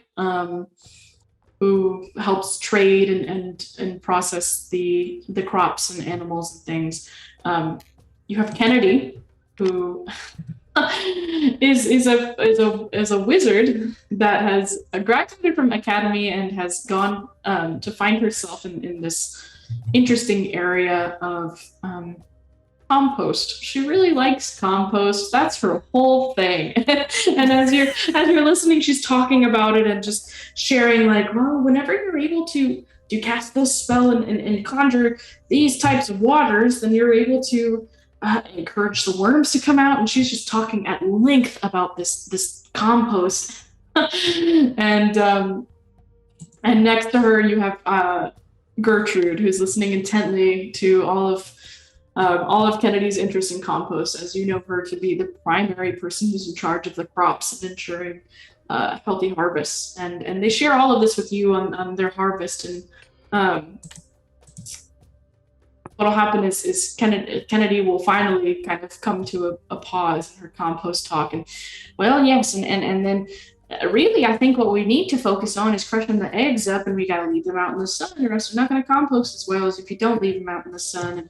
And Gertrude kind of holds out a hand, and yes, well, I think we've heard enough of that. And we have someone else in our midst that would likely need to listen to. It is lovely to see you again, Sophia. It is always wonderful to see you, Ellie. How Yes. are you? I'm doing quite well, thank you. Good. We've had a very prosperous year this year. We've had a handful of wonderful, safe births among our cows, our goats. Our chickens are laying beautiful quality eggs. We're hoping to begin domesticating the ducks in the area, and then Gertrude will kind of, and Gertrude will speak up, and she's just so excited. You can tell they're speaking slowly, but it's with, like, so much love and excitement, and it's very foreign to you. But Sophia loves sitting with these people because they are so passionate about their work. And even though she basically sails and trades on the ocean, she is passionate about her work as well, and she enjoys others that are passionate. Yeah, there's definitely a connection that you feel with these people that radiates. And Gertrude speaks up and, yes, the crops have been wonderful this year. I love them so much. We've had corn, we've had beets for the fall. It's been coming up roses. I mean, how has your trading been? I'd love to hear that. You know, it's been going fairly steady, but the way you're talking about all your crops and stuff, and how, you know, the composting efforts have been improving and how the yields have been improving, why, Olabayo, I think I'll be seeing you more at port, won't I? And Olabayo's actually leaning back, and she has this hat on and a piece of straw, very, very stereotypical, has a straw in her mouth and just kind of takes it out. And, yes, well, I reckon you will. Well, next time I'll get you a drink. Oh, now I seem to remember that a couple years back I offered you a drink at this here festival and you turned me down. Well, sometimes I have to take a little time to make up my mind on something. Oh, and what made you make up your mind? Experience. And you're looking for more? Of course, always. I love an adventure. Yes, well, I'm sure I could offer you an adventure. I've got trades going north to south, east to west, up and down, side to side, whatever you'd like, my dear. That sounds outstanding. You can tell the rest of the valley people have kind of sat back and started their own conversation and letting you do what you're doing. Because they know this is not just trade, this is innuendo going on. Oh, yeah. Oh, yeah. And, and I am certain absolutely certain that I could provide a ride like you've never experienced. Yes, well, I'm sure you could. I'm excited to get familiar with that. Sounds like this year is going to be even more of a bountiful year than the past. Absolutely. Yes, well, have you heard about the new event coming up this year? I heard mention of something, the mountain people involved in it. Yes, well, you know me, I tend to sneak around and poke my nose into things I shouldn't be poking my nose in, and I managed to find these cages with lizards in them. I think that might be part of them. Ooh. Are they big lizards? They're rather large, yes. They, I don't know, they look to be almost like, not quite tegus exactly, but, I don't know, maybe like bearded dragons, sorta. Ooh. These large lizards that are there, and from what I can tell, they're fit as little numbers, and I think we might be having ourselves a race. Ooh. So I wanted to perhaps propose something to you, if you don't mind me doing so, Miss Sophia. Well, you can always propose. It's up to me whether I accept or not. That's mighty true. You'll get a string for that. So you have a string on Lubio right now. Lullaby. Yep. That's good. You like that one, huh? Yep. And she just kind of leans in. And I assume since there's betting going on, I've got some pocket change. I was going to make a bet. And perhaps I assume you, as a trader, have some pocket change as well. Oh, I've got a little bit. Perhaps I bet on a lizard. Perhaps you bet on a lizard. And whoever's bet pays off gets to choose what that money goes toward at the end of the evening. In terms of perhaps a date. Ooh, I like that idea. Or, I don't know, whatever else money can buy. We can buy a lot of things, but there's a lot it can't buy. But I will suppose take you. so. I will take you up on that. Sounds like a plan, Miss Sophia. And she'll lean back and just kind of start chewing on her weed again. And And Sophia you can see her for a actually, moment check her pockets Yeah. to make sure she has enough cash to bet. and Sophia leans back and does a little, like there's a pocket inside her breast area of her dress, and she basically, just pats and like, yeah, okay, I got some money. Bio looks on with interest as you do that. Like, oh yeah, and you have to show the goods now? Sophia totally just raises an eyebrow at her as she does it. She'll tip her hat to you. And yes, well, thank you for Ellie. Will kind of chime back in, and thank you for sharing the good prosperity with us. And Absolutely. It is always a pleasure to help transport your goods into other ports across the sea. thank you, ma'am. We wouldn't be able to do what we do without it. We just want to help as many people as we can with our gifts. You all do excellent work, and your passion shows in all of your goods. Thank you. And y'all continue. You can go ahead and continue to make eyes. We'll make eyes and banter with each other. Yes. Yep. As we move over to Penelope and Mimi, who have been sitting by themselves for a little while and perhaps looking on at what the other delegations are speaking of and catching up on phrases. And eventually the custodians alongside the Hearth of the Mountains delegation approaches both of you and just quietly sits down and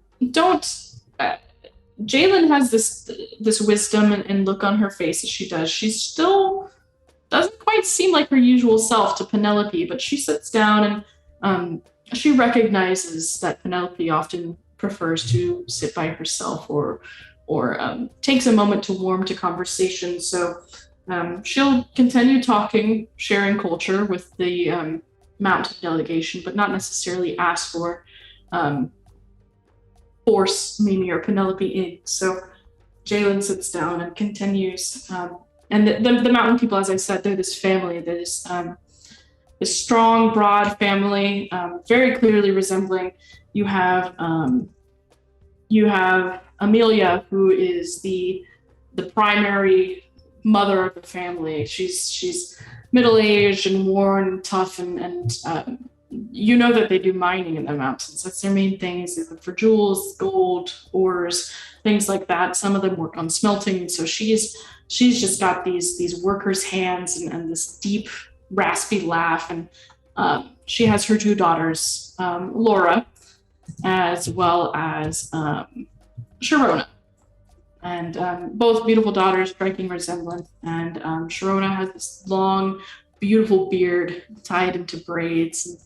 And they're both just sitting and talking with each other. And Jalen will, yes, well, it seems like everyone has great interest in the upcoming events, and I'm glad this festival is going so well. And Diana, this custodian who's fresh and young-faced and just this bright red, fiery hair, and she's got a smile and just kind of nodding. And yes, I think it will be quite nice. It seems like everything is shaping up well. And Lupalele goes ahead and honestly is still like taking care of swords. Lupalele loves swords. That's what she's all about. She's so excited for the tradition and taking care of and cleaning and sharpening. And yes, I think it will be a good one this year. I'm excited. We've got many things in store. It seems like all the delegations are getting together well, and it's going to be well and merry and fun. And Amelia will nod and smile and look over to Penelope and Mimi. And yes, I wanted to bring up something.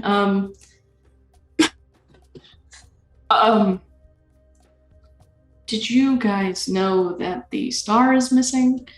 And she clearly has this smirk on her face, like she's bringing up this drama, and the custodians just are taken aback and wide-eyed, and Jalen specifically is just kind of like scratching her head and just upset because she was trying to make amends. And Amelia looks at you both expectantly in bringing up that the star is gone.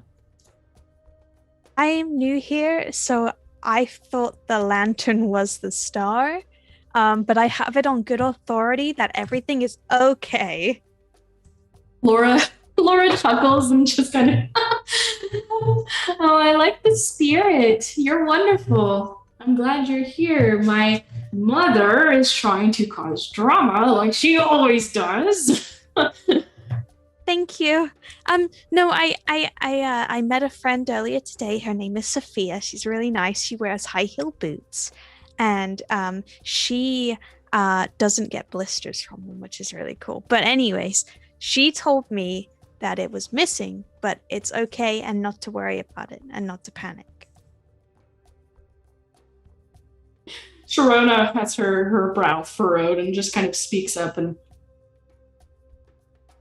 how do you walk in heels without getting blisters? I've never been able to do that. Right? It's crazy. I mean, Penelope was telling me about it earlier, but I was like, I have to see it to believe it. And then like, bam, straight away, someone walks past me, high heel boots. It was crazy.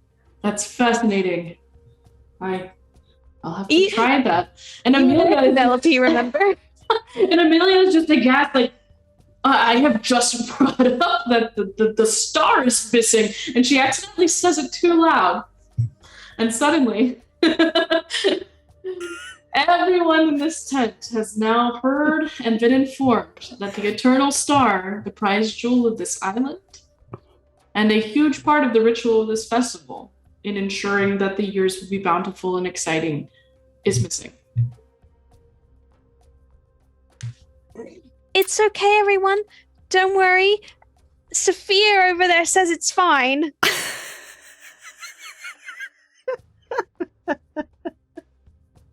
Penelope grabs Mimi's hand and like pulls it down. Like, this isn't the time to be finger pointing, Mimi.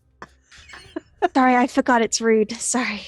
And Leslie takes a moment to stand above her pillows and step away from Jasmine.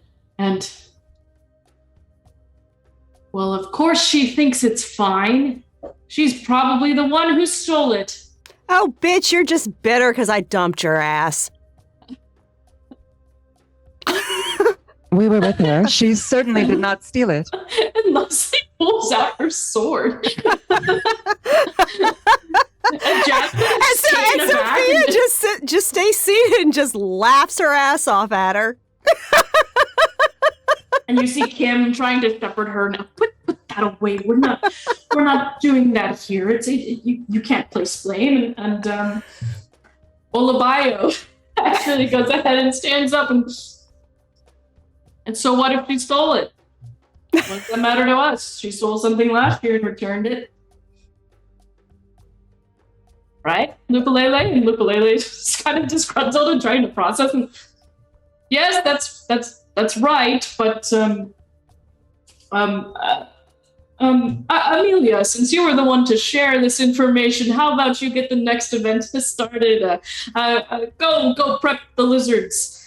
It's a lizard race, everyone, and Lupalele storms out of the tent to go try to just figure things out. And Diana and Jalen are talking amongst themselves, and you have a moment to regroup your delegation as the other delegations are regrouping and talking amongst themselves and ushering out of the tent, trying to take a look and see, oh yes, the Eternal Star is in fact gone and the lantern is in its place. Sophia will actually give Olabeo a kiss on the cheek and say, I'll place my bet shortly. Let me go talk to my delegation. Yes, well, that sounds mighty fine to me. And she'll go ahead and walk off. Well, it seems there is some commotion, but I will be right back as soon as I am done treating with my delegation. You do not need to worry about that.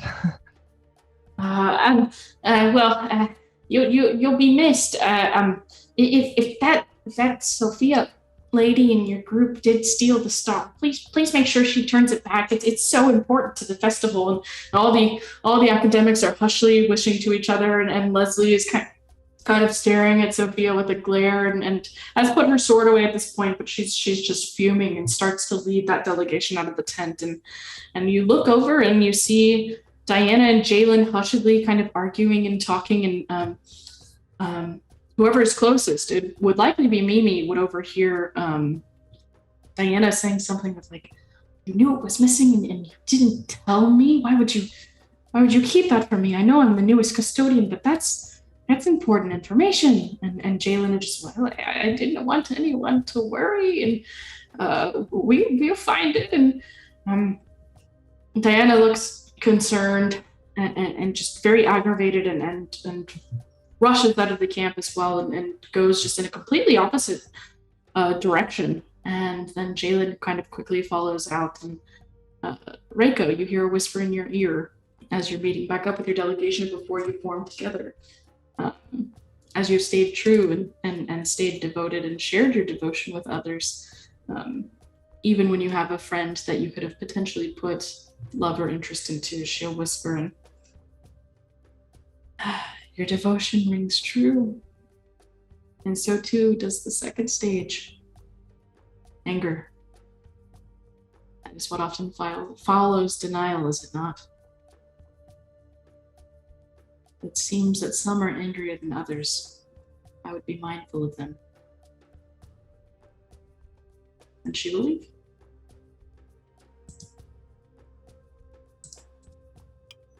I believe I satisfied requirements for one in every port.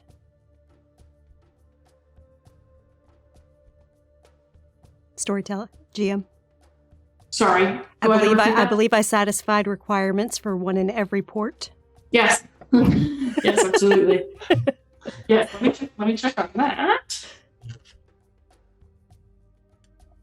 Could you describe that a little bit to I me? sure can. It says, when you return to any town you've been to before, name a person with whom you've shared intimacy here and say how you left things. If you left on bad terms, mark XP, and the GM will tell you something interesting that has changed since you were last here. Yes, perfect. Yes, so you will go ahead and mark that experience. If you get, because it's a one shot, if you get 3 experience, you can take an advance on your sheet. Perfect. What you learn is that as Leslie is pacing out, you notice you had been fairly non-caring about who Leslie was with, but you can tell that Jasmine, this person that Leslie is with, has her eyes entirely on Reiko.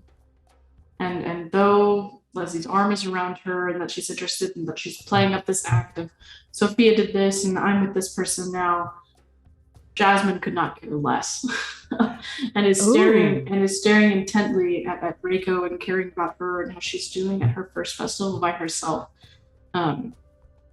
So that's some information that you might have.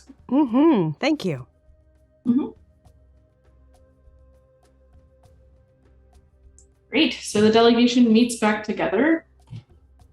Assumedly, the gong will ring fairly soon to signal us to our next event. But you do have a moment to regroup and head out of the tent and find your place around the betting table that is currently being set up. And just so y'all know, I did not take the star. I found out about it as soon as I got to the bridge.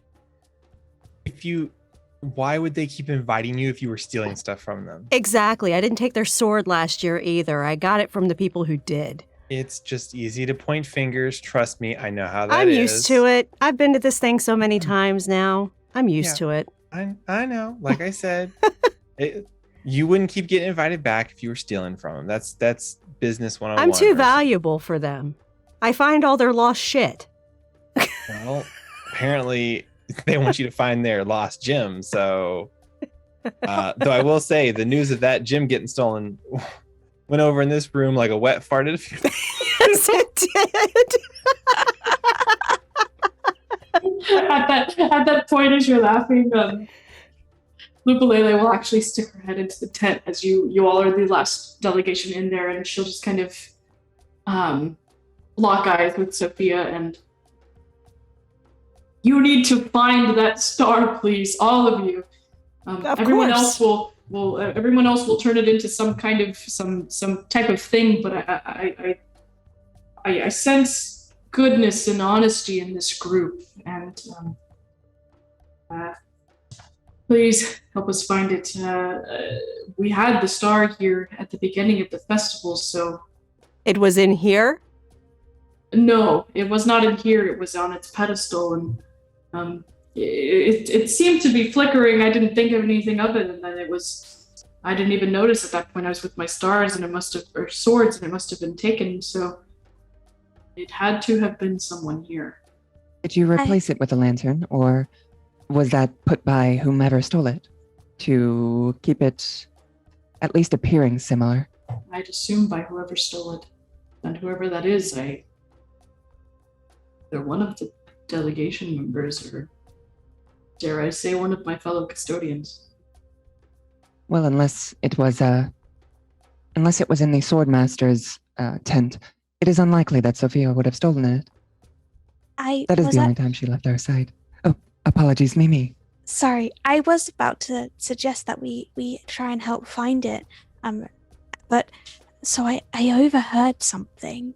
One of the and if forgive me if I get this wrong, but I think it was one of the custodians that was talking. Yes. Some of the custodians didn't tell someone that it was missing, which might mean that maybe they took it, and that's why they didn't tell the other ones. Yes, it would make sense if Jalen knew about it.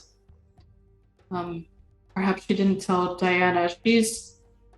She's young and new, and I think something like this would upset her very much. So perhaps she was keeping it from her, and perhaps I was simply too caught up with my conversations. And she'll look at Sophia. I smile. actually knew because she told me as I crossed the bridge.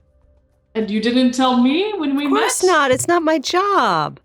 Ah, well, it's now my job, and I'm making it yours. This is how this works, darling. You know this. Yes, well, she smiles and don't tell Jalen that I told you all. No one is supposed to know, but now that yes, well, now that everyone knows, we need someone to find it, and as the only custodian who seems to be keeping her head, I need to make sure everything keeps running smoothly. So, best of luck. Sophia will take her upper arm, and say, "You're doing good. We will find this for you." Thank you. Great. And the party in general, whoever decides to act on it when it is relevant has a string on the lay later. So I'll mark that as a general string, and then each of you just go ahead and mark it. And then once it's used by one person, it's used by the party. So whoever in the party decides to take advantage of that, if you so choose, it will then disappear. And with that, I assume, unless there's any more conversation among the delegation, you would head out and either begin your search or head towards the lizard table, or a bit of both.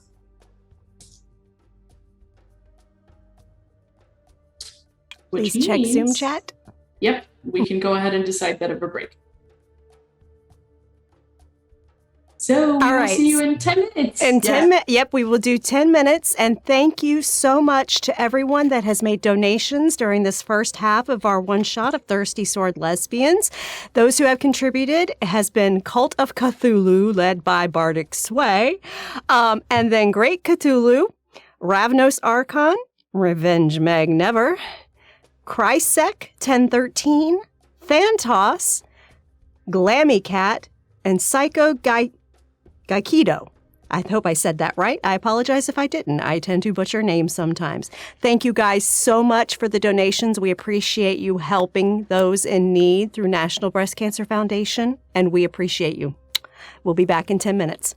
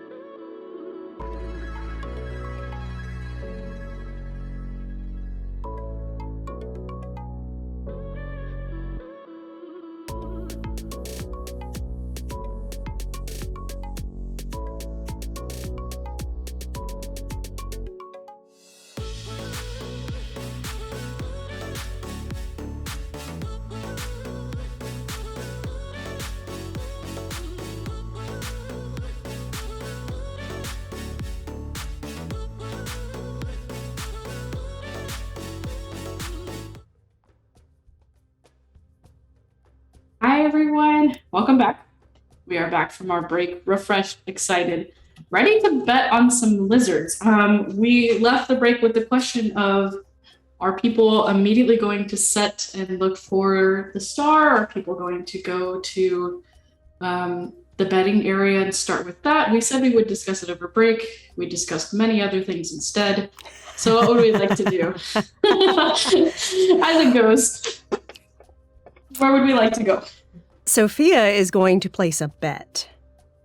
Importantly so. Oh, okay. So we have yes, so we have Sophia. Because that's going to get her a date later. She can do that and then go look for the star. Absolutely. Priorities. Priorities. Okay. So Sophia has interest in betting. Dolly is going to examine the various animals and then place a bet. Okay, so betting for Dolly. My gal, Mimi, is going full detective mode. And she's just twisted her hat backwards, which just looks the exact same, but she feels different. And she has her she actually calls, if anyone watches, she starts like making this really weird like kind of like stuttering sound, and soon a squirrel appears, her familiar, and will actually start kind of using the squirrel to kind of eavesdrop and kind of keep an eye out for anything, getting on high buildings, trying to keep an eye. And she will just be going around asking people if they know anything about, you know, when they arrived, because we know that it happened before we showed up, and trying to work out times and things. Okay. Okay, and that leaves Reiko and Penelope. Reiko's probably not going to bet because usually Lily would do that. But she will watch the lizard race. Okay, watch, but not necessarily place a bet. Okay. Penelope is kind of following Mimi around a little bit because she's like she materialized a squirrel, so now she's kind of like, what the hell?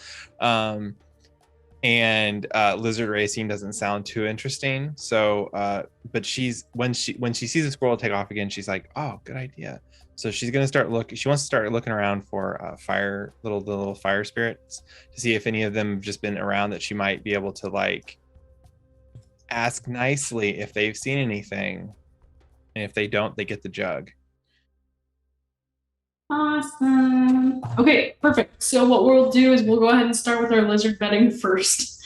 And we'll take care of the event in that group. And then as that is going on, we'll switch over to our detective party and deal with that. So those of you that decide, yes. Sorry, just a quick question. The lizards, are they like in a place that are they accessible to people, or are they quite like, are they far away?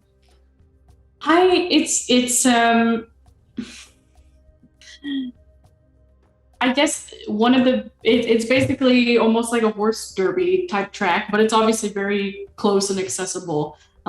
So there's basically a starting line, a finishing line. It's enclosed. There's walls, so they can't run off track.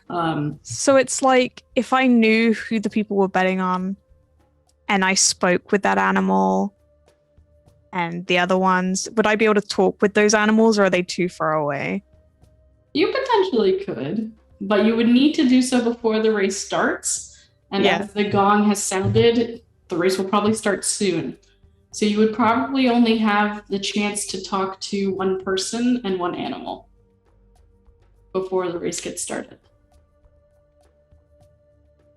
Okay. So go ahead and think on that. Think about who you would want to talk to, about who they're planning on betting on, and then what animal you would then want to talk to, likely the one that they're betting on, I'm assuming. While you're thinking about that, so we have Sophia betting. There are 6 lizards. Okay. There are 6 lizards, and we have 1, 2, 3, 4, 5, 6. Number 1 is the skinniest of the group. They're all very similar in health markings, just some of them have slightly different features. So number 1 is kind of the skinniest, the leanest of the group. Number 2 is very average looking. Number 3 has part of its tail chipped off, but seems to be good health. Number 4 has also fairly average looking. 5 seems to be the biggest and most muscular. And the 6th one actually has extra toes on each of its feet. So those are your lizard options.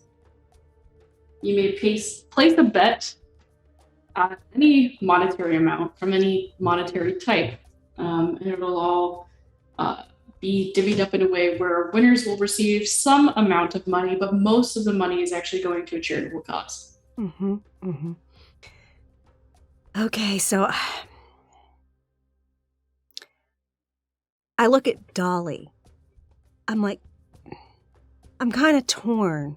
The one with the chip in its tail, that one's a scrapper. I just know it. But then there's that one on the end that's got the extra toes. Would that make it faster? Extra toes typically are a deficit rather than an addition to most creatures. The number of toes and fingers that most creatures have are specific to them. That allow True, them that to might move make in the him a most little effective bit ways. clumsier. Yeah.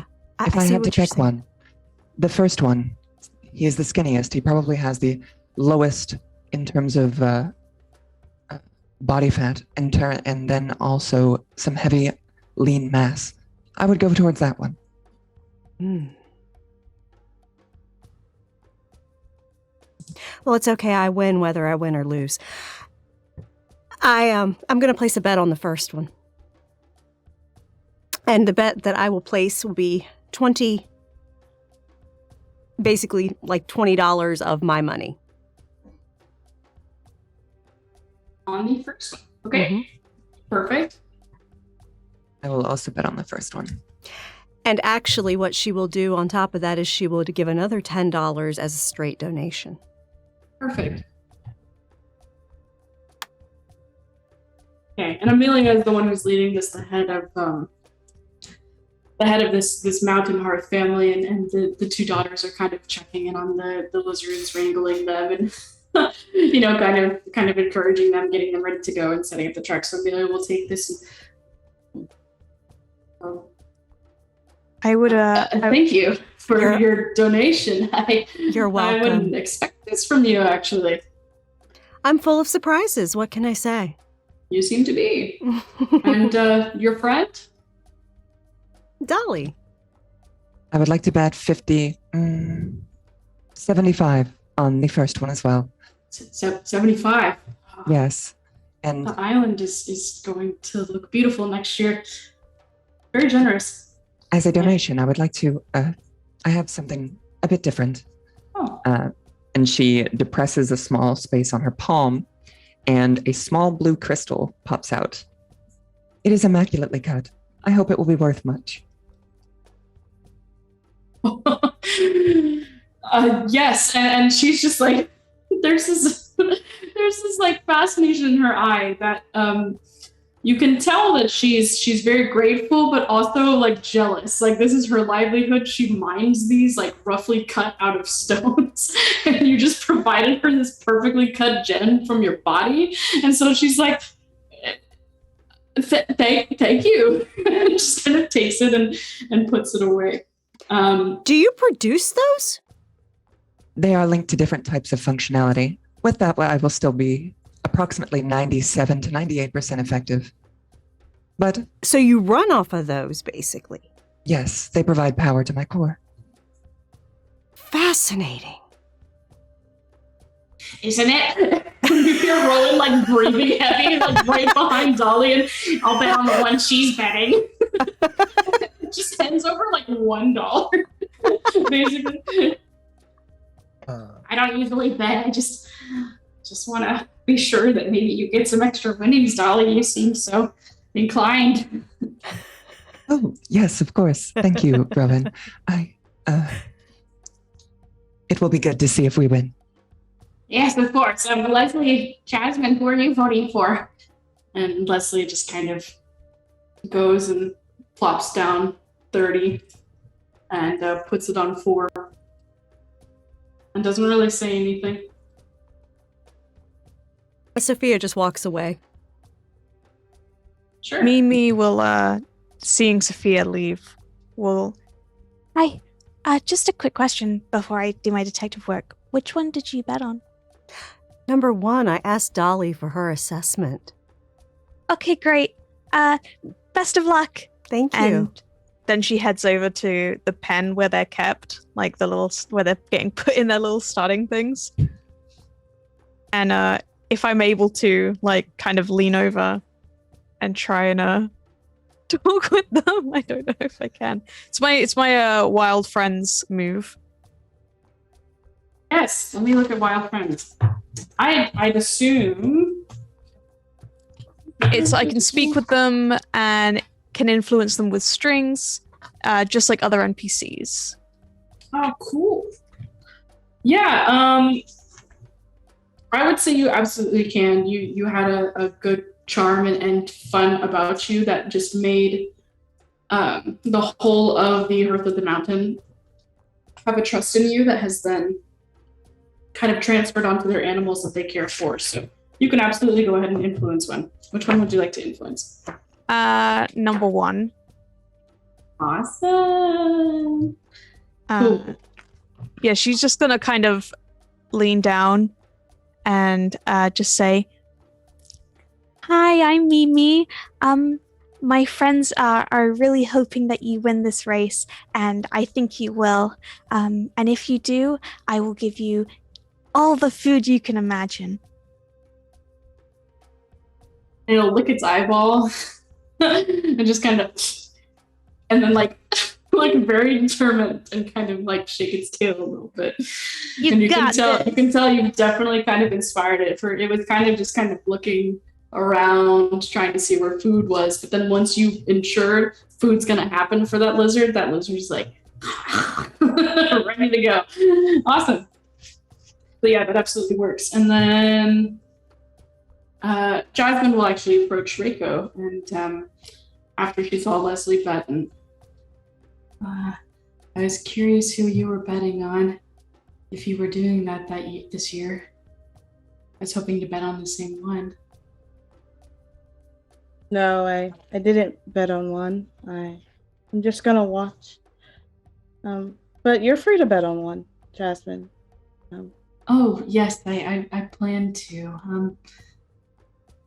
Which one do you think would be best? I'd like your opinion on it. Well, my friends seem to be very interested in number one, so. Okay, number one it is. You've often been very lucky and kind. I hope that turns out well. And she'll go over and she'll actually place 50 down. Full trust in you, and bet on one. And Olabio strolls and goes over to the betting table and slams down 100. And very clearly whispers the number so that no one else around hears, and kind of gives a wink to Sophia. Doesn't want Sophia to know which one she bet on. And slowly but surely, everyone else kind of places their bets and settles, and the lizards are looking ready to go. Mimi will also place a bet, but only of just like one of each. So she places basically 6. She just does one in each, so that they all have a bet in them. Perfect. Mimi doesn't know how betting works. That's fine. You actually are placing a bet at the same time as Kennedy, who is the composting wonder. And she's kind of looking at the lizards and analyzing them. And she kind of says aloud to herself, well, they all look fantastic. I mean, the perfect specimens. Beautiful lizards, really. I mean, I can't help but choose one. Can I vote? Can I bet on multiple? And she'll say that to Amelia, and she'll kind of put all of hers down and look over and, oh, you just bet on all of them too, huh? Yeah. Who do you think's gonna win? Oh, I don't know. I want one to win because my friends have bet on one, but I'm kind of feeling 3 because I feel like he's a little bit of an underdog. So. Oh well. Let me put an extra on 3, and she'll go ahead and throw 2 onto 3, and just kind of smile at you. And I like your squirrel. Oh, thank you. He's good. He helps me out. He's good. That's wonderful. Have you do you have any familiarity with cows? I love cows. You do? I love cows. Oh my goodness! So what I do is I'm part of the Bountiful Plains Valley Bountiful. I make compost. You make compost? That's so cool. You think so? Yeah, I mean it helps with the plants and Yes, the it does. growth and everything like that. That's Yes, it does. cool. Yes, it does. Yes. Does your squirrel poop? Oh, He squirrels does. He, poop. Of course he they do. does poop. Yeah. Wonderful. Have you tried composting that? I haven't. I've not been able to master the craft of it. It's just too. It's too cool for me. I can't master it. Oh, I bet you'd be amazing at it. Oh, stop it. Tell you what are you up to right now? Are you going anywhere special? To tell the truth, I'm doing a little bit of detective work. Detective work. Mm-hmm. Do you mind if I join you? I could be a real help. I mean, I have to pay close attention to all the properties of the cow manure, and make sure that they're eating right and they will compost well. And I got to check the boxes and make sure there's the right amount of worms. They can't get too wet, but can't get too dry. And I'm pretty good at looking at the details, so I think I could be of some help to you. That would be amazing. Thank you. That would be perfect. And if my squirrel poops, you may have it. Oh, wow. You get a string on Never thought I'd ever say if my squirrel poops, you can have it. And then I never thought I would get hit back with a wow. Oh yeah, yep, that's a string from Kennedy for sure. So you have that string to influence That's some her. pro level flirting right there. That's Sure some heavy is. generosity. Sure is. Great. Cool. So, and before we know the results, basically the chimes, similar that we heard in the tent, ring, and everyone is watching closely. And well, the mountain people didn't really tell you guys that these lizards are very slow. So it actually takes quite a while, and some of them don't really know where they are. And this is their first time doing the event, so Laura and Sharona kind of pull up the gates, and they just kind of start wandering and meandering. And the one with the extra toes starts biting at the fourth one. It's just kind of a mess. So everyone's watching, but everyone's just kind of chatting and confused and looking around. And Sophia's found herself a gossiping. drink, and she's just sitting there drinking, watching. Fantastic. Olubayo has found herself a drink as well and has posted up by you quietly. She's almost giving you the cold shoulder, waiting to see the results. Oh, relax. Either way, both of us win. I suppose. I just like to do the things that I like to do and the way I like to do them. I'm a little particular. Nothing wrong with that. I suppose you have your own way of doing things as well that I might have to adapt to.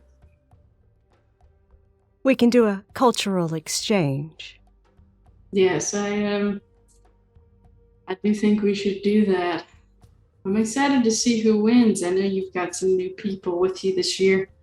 Hopefully they win some as well. I hope they do. Well, they won't Some of win them like are I new do, here, so I hope they have a great time. as do I. Though I doubt anyone will win as much as I do tonight. She'll just kind of smile and tilt her hat down and wait for the results. And in its time, people do begin to start filling the length of this race, as it is going a bit slower than anticipated, with general chatter and gossip and pointing and looking and talking about the star. And Kennedy stands eagerly at Mimi's side and kind of looks expectantly to Penelope, who's been wandering, kind of trailing around behind Mimi. And so we're detectiving.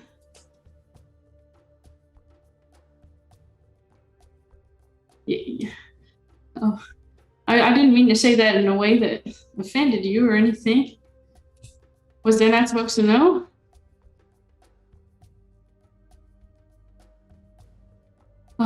Sorry, I'm so Penelope, say sorry. something. I thought you said Penelope. Oh, I just think we're detectiving, right? Oh, I'm so sorry. I heard Penelope and I was like, that's not me. Sorry. So sorry. What did you say? Is it time to detective yet? It's I just time wanna- to detective. I just want to help you so I can maybe get some of your squirrel's poop, please. I've never analyzed squirrel poop before. I don't know how well it'll go. And she's just kind of like a little bit transfixed on like the like lizard race as it's going on, and she's like just mesmerized by how slow they are. And then it's just like, yeah, so I don't know if you're aware, but the star has gone missing. yes, I am aware now because it was announced loud and proud. Yeah. And then suddenly, two familiar faces will burst onto the scene and loud and proud, you say, and Maximus just shows up in his his glory and is just standing before you in this beautiful tuxedo with sequins and stars. And Kyung-hoo is quietly at his side, just kind of looking around, and she's just, are you guys up to something? I'd be interested in being a part of it. I think that'd be very nice. whatever you have. I have musical talents that I could share Well, if we're filling the time. we're actually doing a little bit of investigating. I can investigate. I know all about investigations. I mean, come on. I have to analyze my friend Kyung-hoo here. She doesn't talk very much, and I talk too much, so gotta make a lot of assumptions. And Kennedy will kind of just like, yeah. And just kind of look to you and see what you're hoping to do. So the star is missing. And I want to try and figure out who took it and where it went, because I'm sure it was an accident. And they probably picked it up, didn't know it was the star. A whole fuss got made, and now they're like, oh, now I can't say it's me because I'll be blamed for it. So I'm just trying to find whoever accidentally took it so that we can return it. Max will kind of like smirk and laugh and elbow Penelope and be like, she said the star's gone, but the star's right here. Am I right? Oh, are you the star? I mean, I'm a star in my own way. We could put you on the pedestal. You know where the lantern sits? Is that where you were sat? I'll go People sit are there right now. Yeah, people are looking for you. Yeah, so Max will go ahead and leave, probably much to Penelope's happiness, and go take a seat on the pedestal, and Kyung-hoo will just kind of take a moment and let me know if you guys need any help in any way. I do know how to play quite a few instruments, so I could be some kind of distraction to you all, or everyone else if that ends up being needed. That would be wonderful, but we've solved the case. Sure you have. And we'll just walk off and go stand by Max, as Max is just like standing, like sitting up on this pillar and, you know, laughing and pointing around and the star of the show. And Kennedy just kind of looks on and is like, okay, so can we start detectiving now? No, we found the star. Oh, No. The only mystery solved right there was who the biggest jackass here was, and it was them.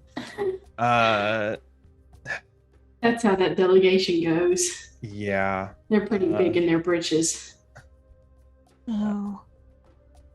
He meant it as a joke. You know jokes. Yes, I know. He's not that funny. Oh. Yeah, jokes are meant to be funny. I didn't get it. Well, let me see if I've got a funny joke that we can start off our detectiving with. What do you get when you cross loam with silt? What? Silty loam. At that, Penelope. Like the soil triangle. And Penelope is going to quickly wander away from this bit of conversation. You see, it's funny because silty loam is actually not really that good for composting your crops in general. I mean, the silt is. Penelope, where do you think the star is? Oh, so I think that I don't know where the star is, but I think we could find out who it could have been by finding out who arrived at what times. So we know that we were the last to arrive and that it was stolen before we got here. So that counts all of us out of it, which is already a good start. Yeah, that's pretty good. Well, my group got here second. We were actually, I mean, obviously all the custodians were here first of everyone, but Was it gone when you got here? no, I don't think so. I saw it. It didn't look as bright as it usually looks, but it was there.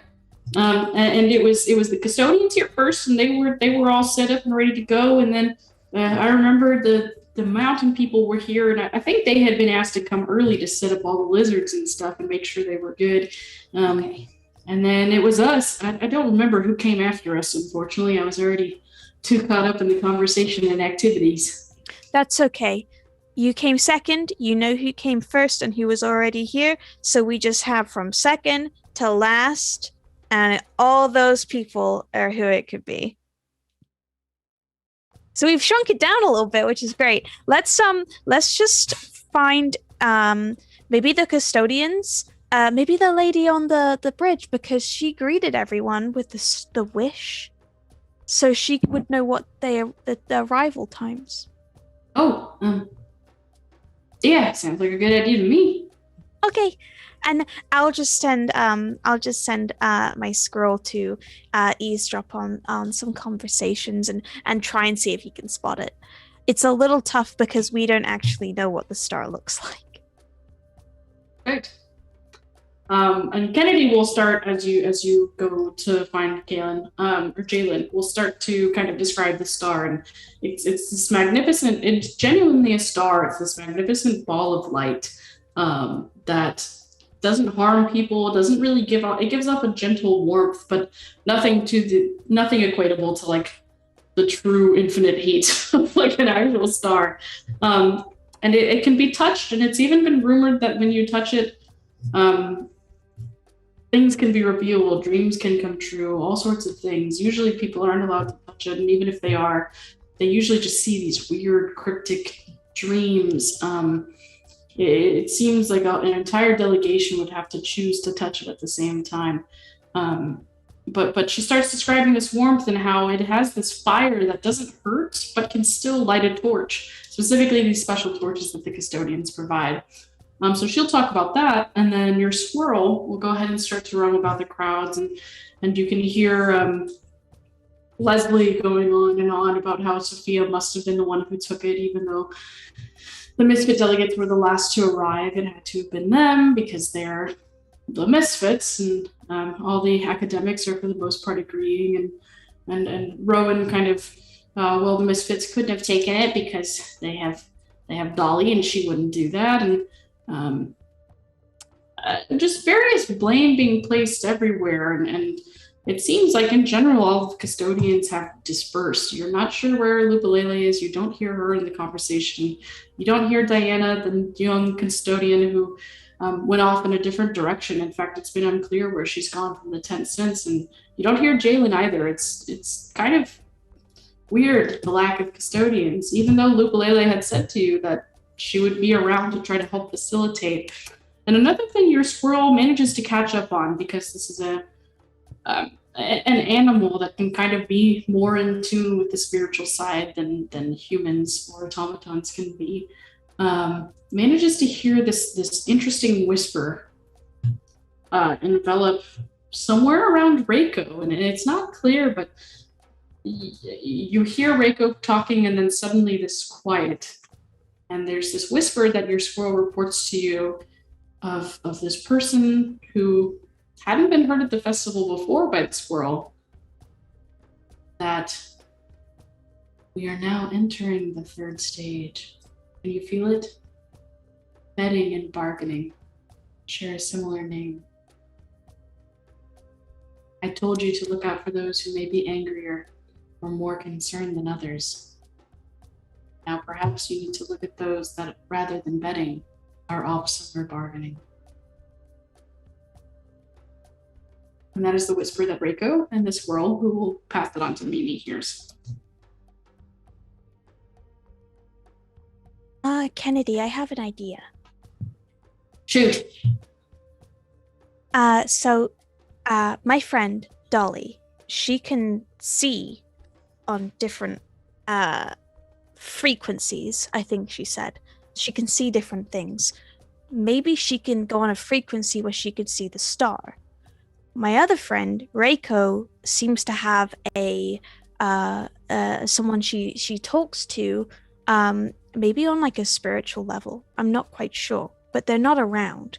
So maybe they can give us some insight into some knowledge.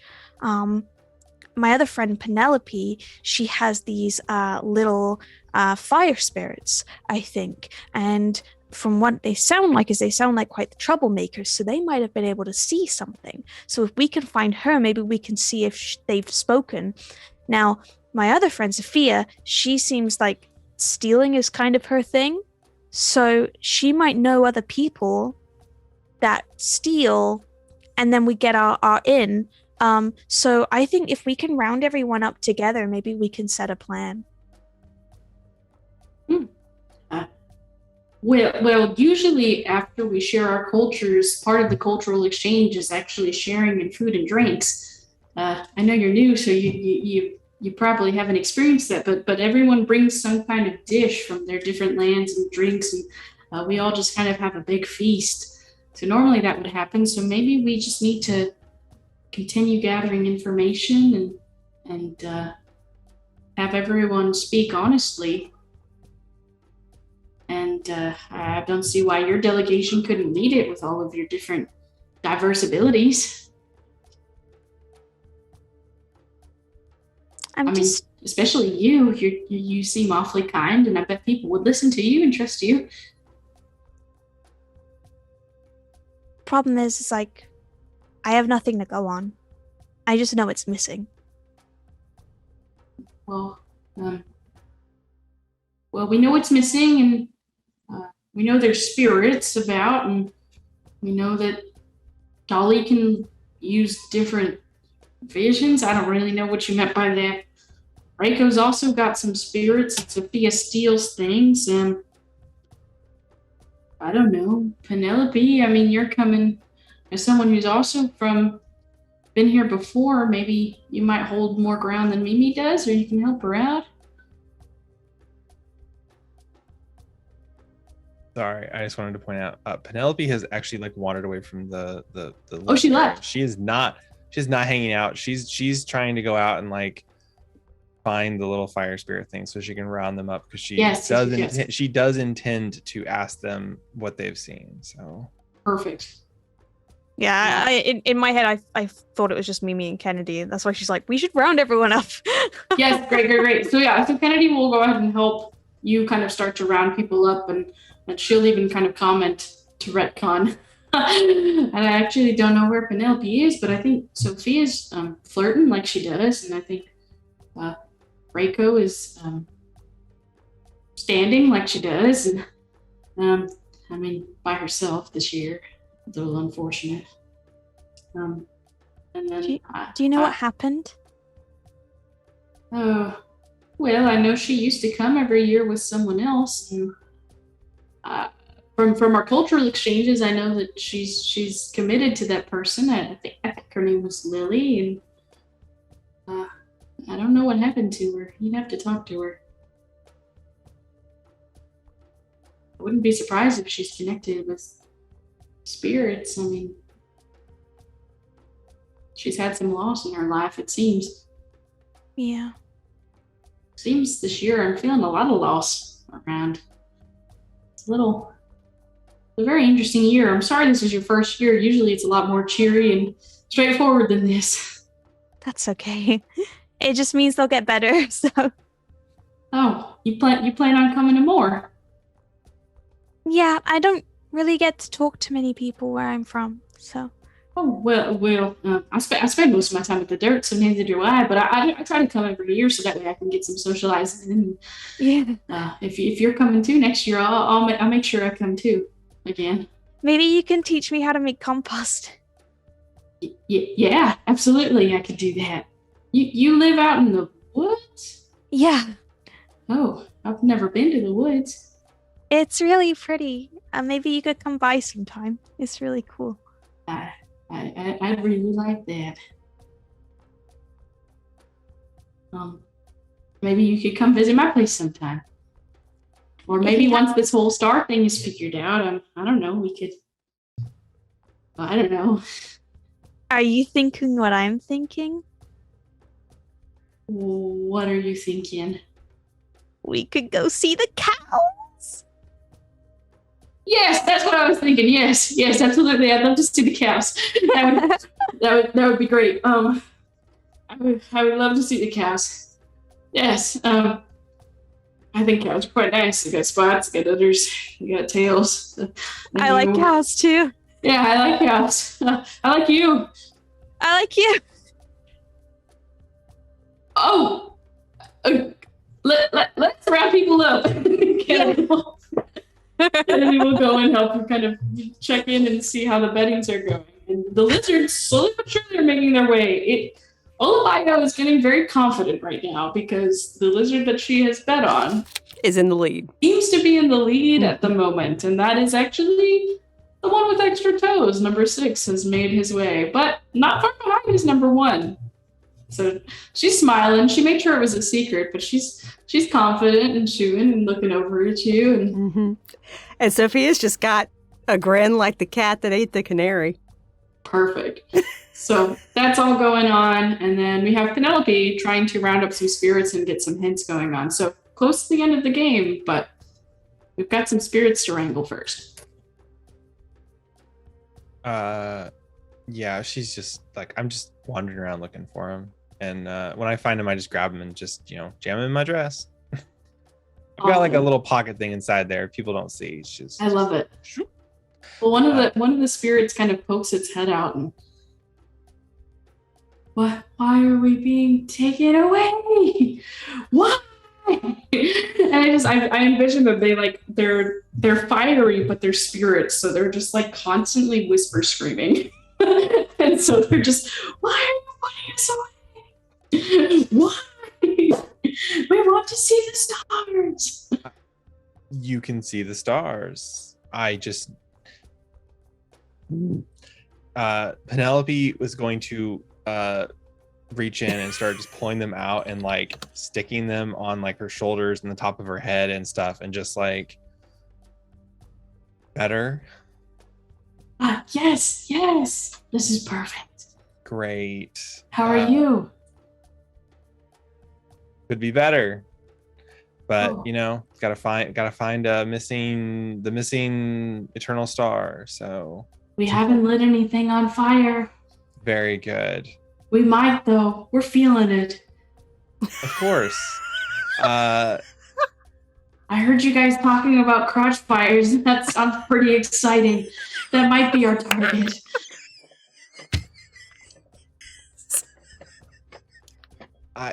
I have somebody I have to introduce you to then. Sounds good. You said the star is missing? Yeah, the eternal star, it seems to be missing. So I didn't know if any of you or your friends had seen anybody, doing anything mischievous. Well, since we've arrived, most everyone has been pretty visible and available. We've mostly been looking at the stars. Jalen was interpreting, and Lupalele was taking care of the swords. Have you met the new custodian yet? We haven't seen her. No, she seemed to get into an argument, I think, with Jalen, but I think I said, yeah, with Jalen, and then disappeared. So Maximus is also making a big show of himself. We saw that happen. yeah, that's not a surprise. Sometimes flames hide in plain sight. Oh, so you think they've got it? Not sure. Are you just trying to cause me to get in? Are you trying to instigate a fight between me and Maximus? Maybe. Can we set him on fire?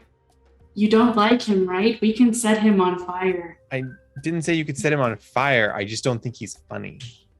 Oh. Doesn't that mean you set them on fire? No. Okay, sometimes, but not in this situation. Oh, yes, the festival. We keep peace. Yeah. Yes, some people have not been at peace. We feel their souls. Jasmine has not been at peace. We have not seen Diana.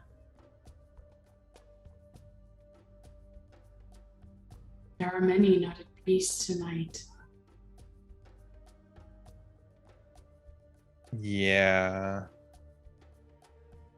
I'm not surprised. Everyone's there's a lot of finger pointing tonight. And so everyone's not feeling the spirit. So Sophia likes to steal. as everyone has pointed out, Sophia likes to steal. So thanks for that hot tip. That's what we're full of. Fire spirits. Yep. Who do we light on fire now? We told you what you wanted to know. I should introduce you to Rowan. Sounds good. She seems like she would love to meet some of you guys. Sounds good. Well, at least I'll show you to her tent. So let's find her tent, and then no.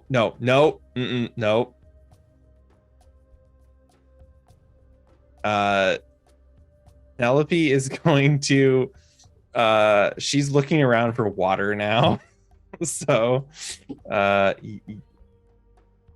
no, you know what? No, bad advice. And she's gonna just like grab them all up, and she's just back in the dress you go.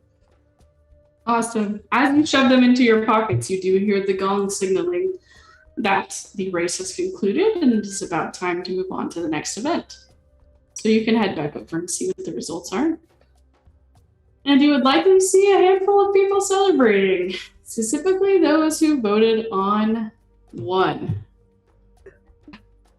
Yes. Yes! It was surprising because it had a quick start and then it kind of stopped, and then it almost seemed like it was thinking and remembering that there was some incentive promised to it, and then continued and ran quickly, overtook 6 last minute, and won. So everyone who bet on 1 would get a portion of their share back.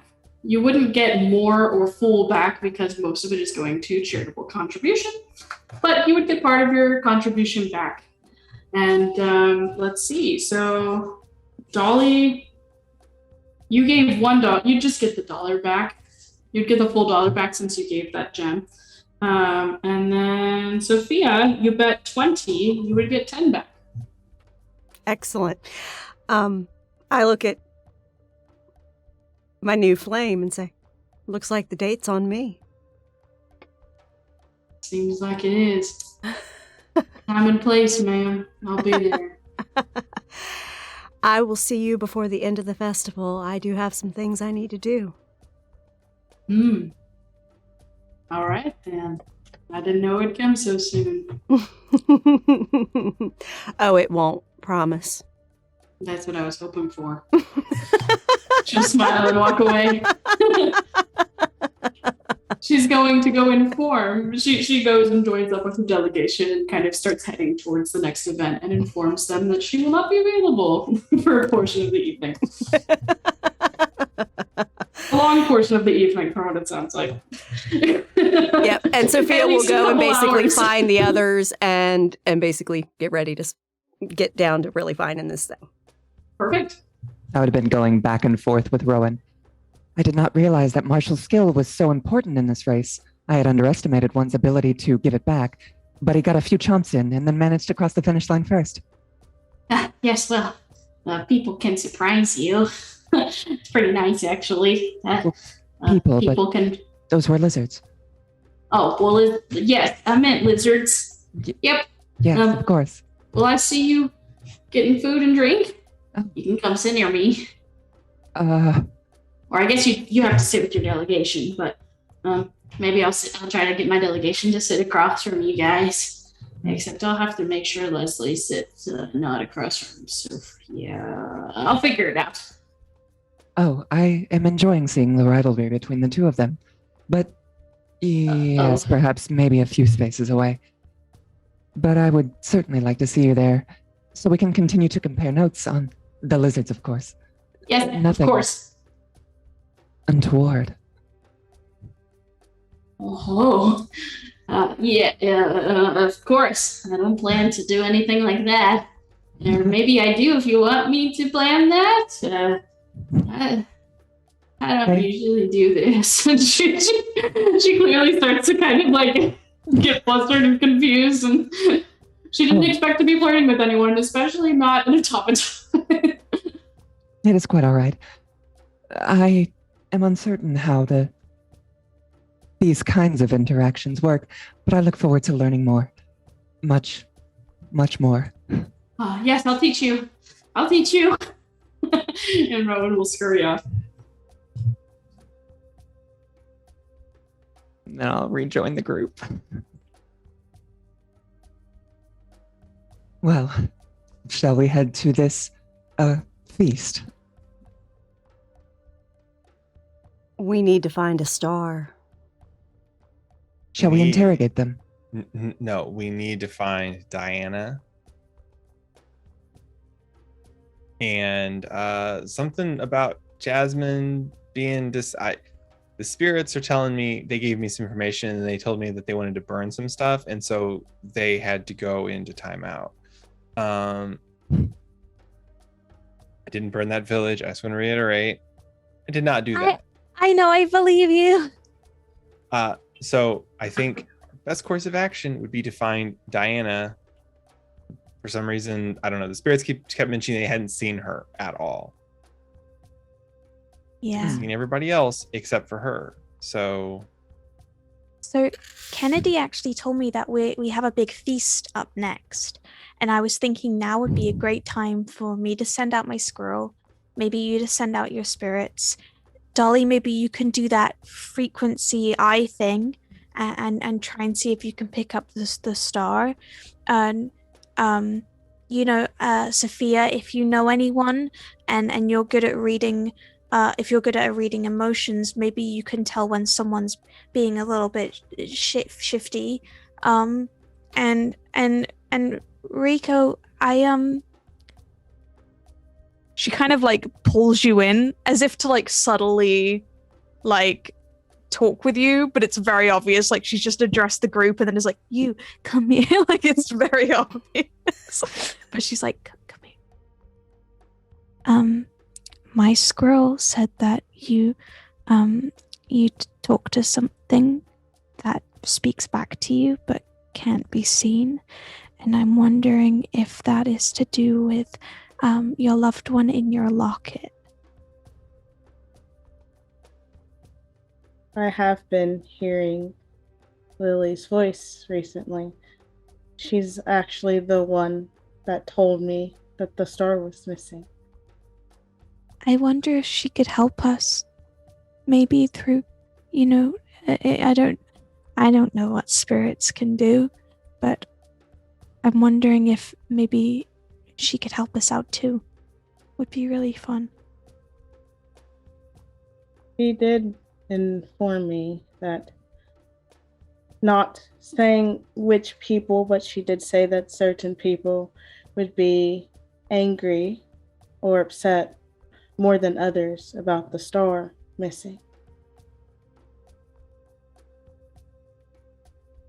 If you don't mind me asking, what happened to Lily?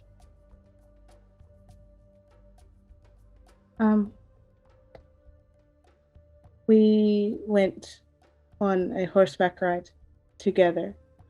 I was in charge of protecting her, and it didn't go as planned, and we were attacked, and I came out alive, and Lily didn't.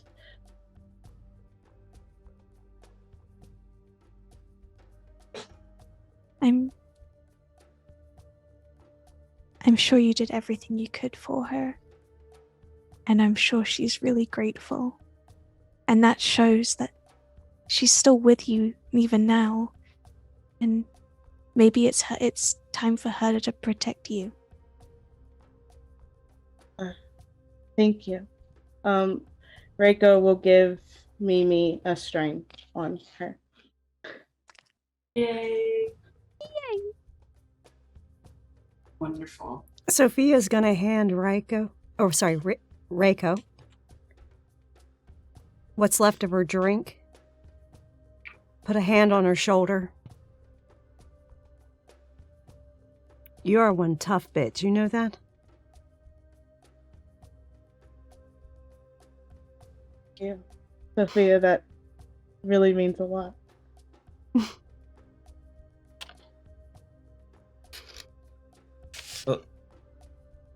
Look, maybe not super helpful, but if things don't pan out on my end and I still am stuck with these spirits, I'll come visit you and we'll go find those assholes and we'll Burn them. I won't burn them. The spirits will burn them. There has to be a clear delineation because I'm not doing myself any favors on this outing. I feel like I'm not, yeah. Well, you're too busy babysitting little fire spirits. Can't have a good time.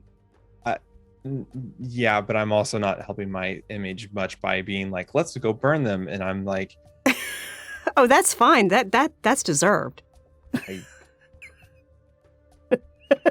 If anything, it just makes me think that my people deserved it somehow. No, they didn't. They didn't. They really didn't. Honestly, I don't think that you're not doing yourself any favors. I think you've come across really nice and kind. Really? All I've done is be rude to Maximus and tell the dunks fire spirits in water, so oh well. Anyway. You've been kind to me. Hey. Okay. So with this, I want everyone to go ahead on roll 20. You're going to roll the recovery move emotional support. Emotional support is whenever you offer someone support in some kind of way that is meaningful to them. And I believe everyone just demonstrated that. That was awesome. So everyone gets a chance to roll emotional support. And let me keep an eye on the results. Okay, so it is roll plus heart or spirit, and Yes. +3 if you spend a string. Okay. Yeah, so if you have a string on someone already and you want to spend that to get an extra to this, you can. It would have to be a string on one of your fellow PCs, though, because no NPCs are involved in this at the moment. Is it a D10? You should be able to roll right off your sheet. Oh. There's So a tiny little die symbol next to the Oh. 2d6. you should be able to access basic moves. And under basic moves, there is, well, it's actually under heartstring moves, technically. Emotional support, there's a little D6 by it. You'll roll that.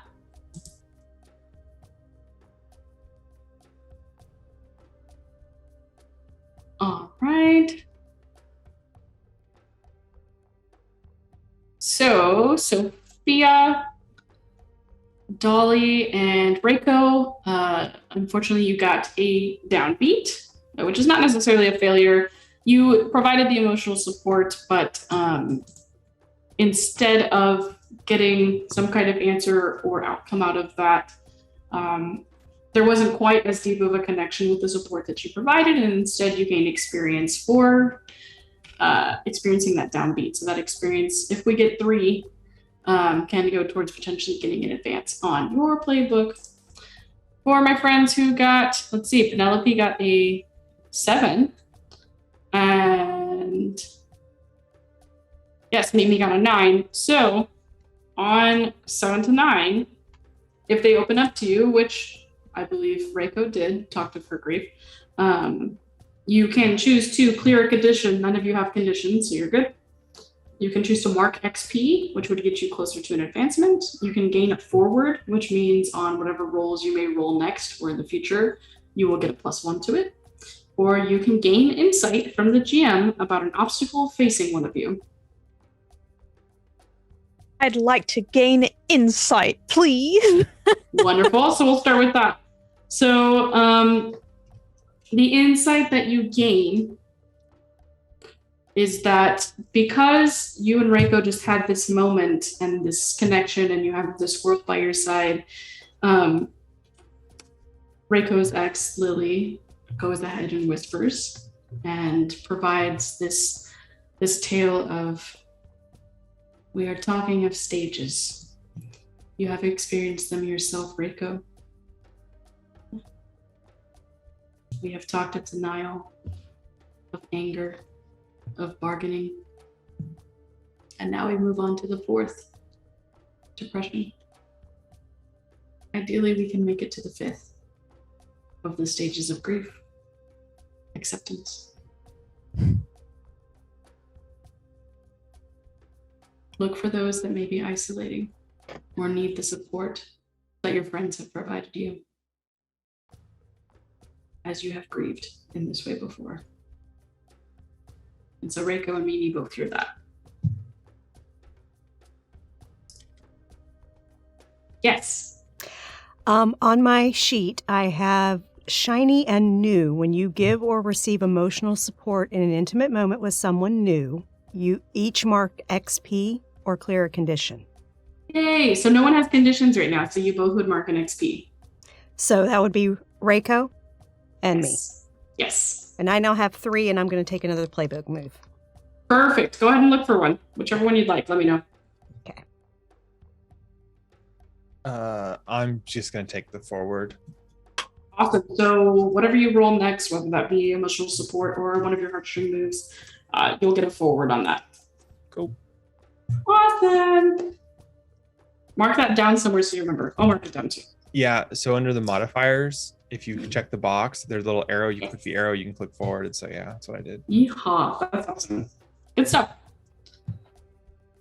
And with that, we move on to food and drink. Where is the party headed? As you have, this is the last event before the people who are returning to this festival would tell you, we are about to move on to the part where we light fires. So now is the time to find the star if you're going to.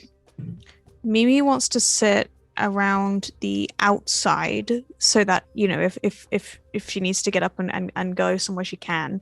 And she will have her squirrel kind of doing, if there are buildings around the area where there's like food, she'll kind of have the squirrel. Well, first things first, the squirrel will grab a bunch of food and then take it to the lizard. That one. Give it to number 1. The lizard licks both its eyes and just.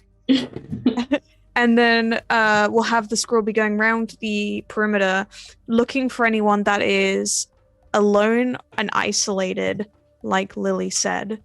Or potentially just someone, like they might be sat with others, but if they're kind of isolated themselves, and just basically be looking out for that, and then potentially moving in after that.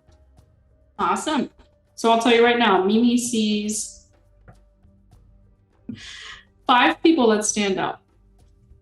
You see Jasmine, Diana,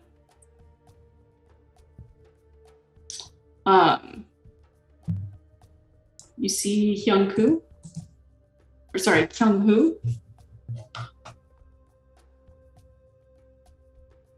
You see Olabayu.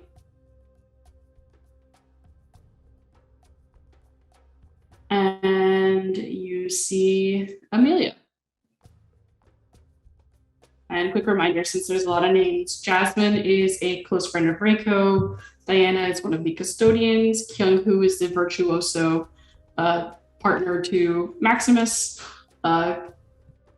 Olabayu is the one currently smitten with Sophia. And Amelia is the motherly head of the Hearth of Mountains delegation. So that's who you see. So Mimi would say, Reiko, if maybe you can talk to Jasmine, see, you know, how she's going and what she's doing. Sophia, if maybe you can speak to, which one was the one that was smitten with you? Sorry. Olabayu. Yep. Olabayu, if you could speak with them. Were there any connections with the other ones? Sorry. So we had Diana, who is a custodian, who none of you have really interacted with that much. The most Gotcha. you've seen her have been, the most that you've seen of her has been in that tent when she was arguing, and she was walking around and kind of speaking with each delegation at the beginning, but Yeah. since the tent, she's for the most part disappeared. She is back now at the table though and eating. Yeah. So no one's really had a connection. Kyung-hoo talked to both you and Penelope about the possibility of creating a distraction if needed, Okay. since y'all were looking for the star. And then you both have also talked to Amelia a little bit, Mimi and Penelope. Okay. If I get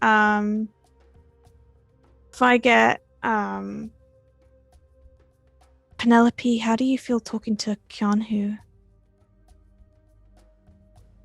I mean, sure. If that's what needs to be done, I can do that. Okay, and then Dolly, how do you feel about talking with Amelia? That sounds perfectly reasonable. Okay, I'll head off and talk with Diana. And then we'll Perfect. see if we can figure anything out from there, I think. Awesome. I will go in order of the names that I said. So I think someone puts it in chat. So we'll start with Jasmine. Jasmine is she's sitting close to Leslie. They're sitting across from where your delegation would normally sit. And she's just kind of quietly eating, which isn't too abnormal for her. She's relatively shy. But something just seems off about her demeanor that you can pick up on after knowing her for these few years. Leslie's still arm around, talking, whispering into her ear, teasing her. What would you like to do? I will look at them and be like, hey, Jasmine, Oh, yes. do you want to go talk for a minute? I mean, usually I'm here with Lily and we don't actually get to talk, just the two of us. So if you want to go somewhere and talk? And Leslie will actually go ahead and butt in and what? I mean, we're all supposed to be eating and dining together. What, are you trying to get Jasmine to join your merry band of thieves? Leslie, she is a close friend of mine. Whatever pain or anger that you have against Sophia has nothing to do with Jasmine or me. I just want to talk to a friend.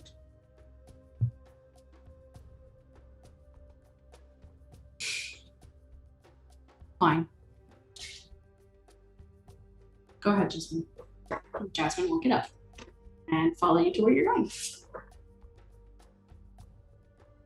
You want to talk? Yeah, hey, you don't seem like yourself lately. Are you okay?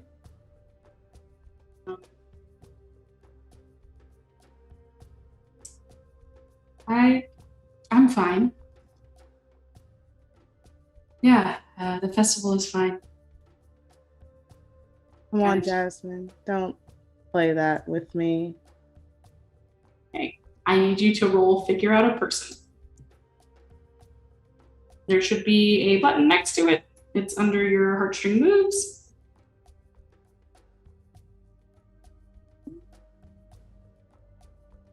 I got a 5. All right. Unfortunately, with a 5, she kind of continues to be clammed up. You won't really get a ton of information out of her, but she will go ahead and I'm just kind of worried about the star and worried about you. It's your first year by yourself, and it's my first year with someone else. It's just kind of weird. I want you to know, Jasmine, that I'm fine. Well, as fine as I can be. I'm with a great group of friends, They seem and they've really nice. helped me a lot. That's good. Well, I guess I should get back to Leslie now, but it was nice talking to you. we should visit after the festival is done. Yeah. Oh. You can always come visit me, or I can come visit you. Sounds good. She'll return back to the table if you let her. Yeah, I'll let her go. Cool. Great. You feel the hand of your ex on your shoulder and just this guiding hand. And Jasmine has been a good friend to you. Though you may not have gotten much information, she is pure of heart. She would not have done what's happened here. As a reassurance that though you did not get much information out of her, she is not the one you need to worry about having taken the star, due to your devotion and faithfulness. And so, Reiko, I assume, goes ahead and returns to the table, at which point Mimi can go ahead and go meet with Diana. She's sitting with the other custodians at the head of the table, drinking and laughing, but the main thing that's been off is that she's been gone, and then now she's suddenly back, and she seems like she's having fun and wearing a big smile on her face. Hi. My name's Mimi. Oh, hello. Hi. Nice to meet you. Are It's you nice new? I am, yeah. My Me friend as well. Oh, really? Yes, this is my first year as a custodian, actually. My friend actually told me that. They said that this is your first time here, and I was wondering, since it's both our first times, if maybe you'd be willing to have a chat with me. Oh, yeah, yes, of course. Okay, that's great. If it's about the star, I would redirect you to Jalen. She's been the main one searching, and Jalen just kind of looks up with interest, and we will find it. It has not gone far. I sense its presence. It was likely just misplaced. Mm-hmm. No, that's fine. No worries. I it's not about the star. Don't worry. Oh, okay. And Diana will follow you. Hi. Hi.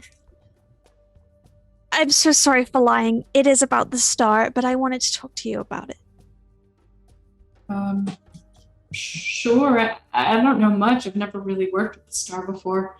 I just wanted to say I overheard in the tent when the others didn't tell you that it went missing. And I just wanted to say that I'm sorry, and I understand how it feels. I'm often not trusted with things because people think I'm young and naive, and just because it's your first time here doesn't mean that they shouldn't have told you. They should have, and I'm sorry. Oh, yes, it just felt strange to be left out of that. I don't know why they wouldn't tell me earlier. I would have helped find it. Yeah. Well, that's what I presume you've been up to. I've been trying to find you, but I haven't been able to find you anywhere.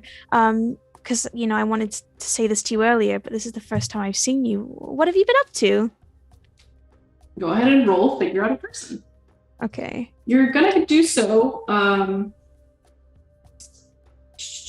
with a +3 to your roll, as you have gained a string on Diana while talking to her by empathizing with her and what she's dealing with and giving her comfort. So whenever you roll it, there should be an option to add a forward, and you can add +3. Okay. So it's wit, which is a yikes for me. That's fine. You get a +3, which is nice. How did I manage that? I don't know. That's not possible for you to get a 0, I don't think. How did I roll a 0 with plus? I'm not sure. Why is it 2d6? Hold on, what? Is it 2d6? How does that make... So when I click on your sheet, it's giving me the error. No attribute was found for Panda stat daring. So let's see. So what you roll is a d6. All right. Oh, your wit is -1. That's exciting. So you're going to roll a d6. You're going to subtract 1. All right, You're roll gonna add 3. So you're adding 2. minus... Yeah, so +2. All right, 6. Which is a 6, which unfortunately, go ahead and mark experience. is not enough to really get her to open up much at all. Is it? Oh, it's 2d6. possible- Duh. Whoopsies. So I always just use the roll 20 macro, so I don't know. So go ahead and roll another d6 just straight. hey, so There that's we 12. go. Yep, that is a awesome super duper success. So you got a 10 plus, which means you may ask 2 questions now or later in the scene. So if you want to ask them both now to Diana, you can, or you can save 1 or 2 questions for someone else at a later point. But the questions that you have access to, and you should be able to see this under the basic moves on your sheet, is what are your feelings towards blank? What do you hope to get from blank? How could I get you to blank? What do you love most? And how would you feel if I blank? Okay.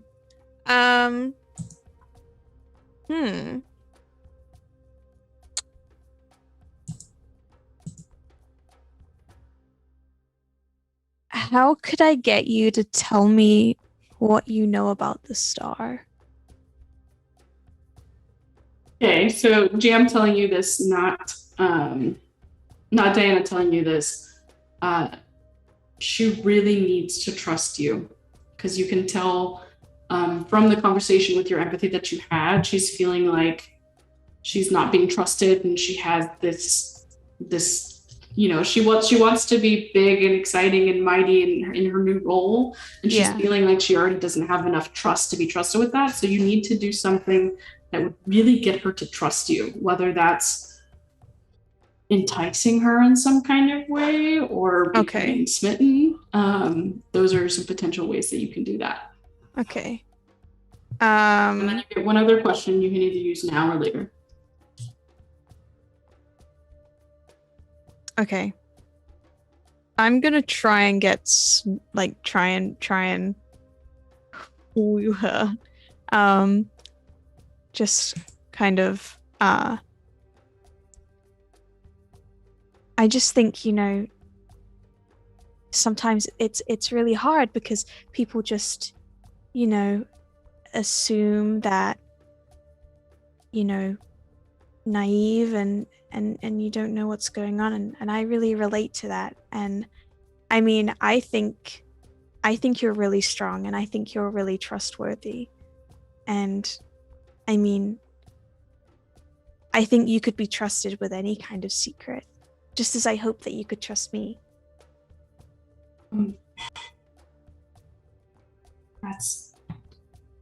I haven't felt strong in a while.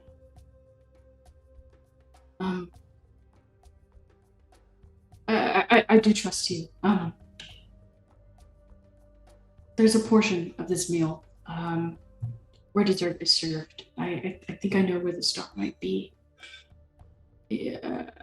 From what I understand, you and Lupulele, well, she told your group to find it. I think I might know where it is. So if you could gather your people and find a way to leave, I can guide you there, and we can talk about it. And she seems genuinely choked up and sincere in this offer. Thank you. I will do my best. I look forward to seeing you then. Thank you. Yes, don't tell the other custodians. I won't, don't worry. You can trust me. Okay, I do. Great. I trust you too. Great. And I head back. Great. Awesome. So you gain another string on her. Go ahead and mark that down. And she heads back and sits with the custodians. And a moment ago, you saw her just choked up and serious about this. And as soon as she sits down, happy face, excited, eating food. I tell the group, what just kind of happened, and that Diana says that she might, know where it is. We need to meet her during dessert. But I think it's still worth checking with the other people just in case. Awesome. So with that information, you can decide. The next person up would be Penelope, checking in with Kyung-hoo. If you still want to do that, you can, but with this new information that Mimi's provided, you don't have to.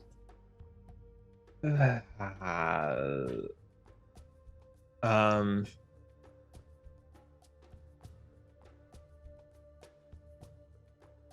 I'm going to pass. Okay. I'm sorry, it's just out of character. I'm mostly looking at time, so I'm thinking about time constraints. So I'm thinking I'll pass because it probably is with Diana. So That's fine. Yeah, we can do that. Great. Does Sophia still have interest in meeting with Olubayu? Not at this time. Cool. And does Dolly still have interest in meeting with Amelia?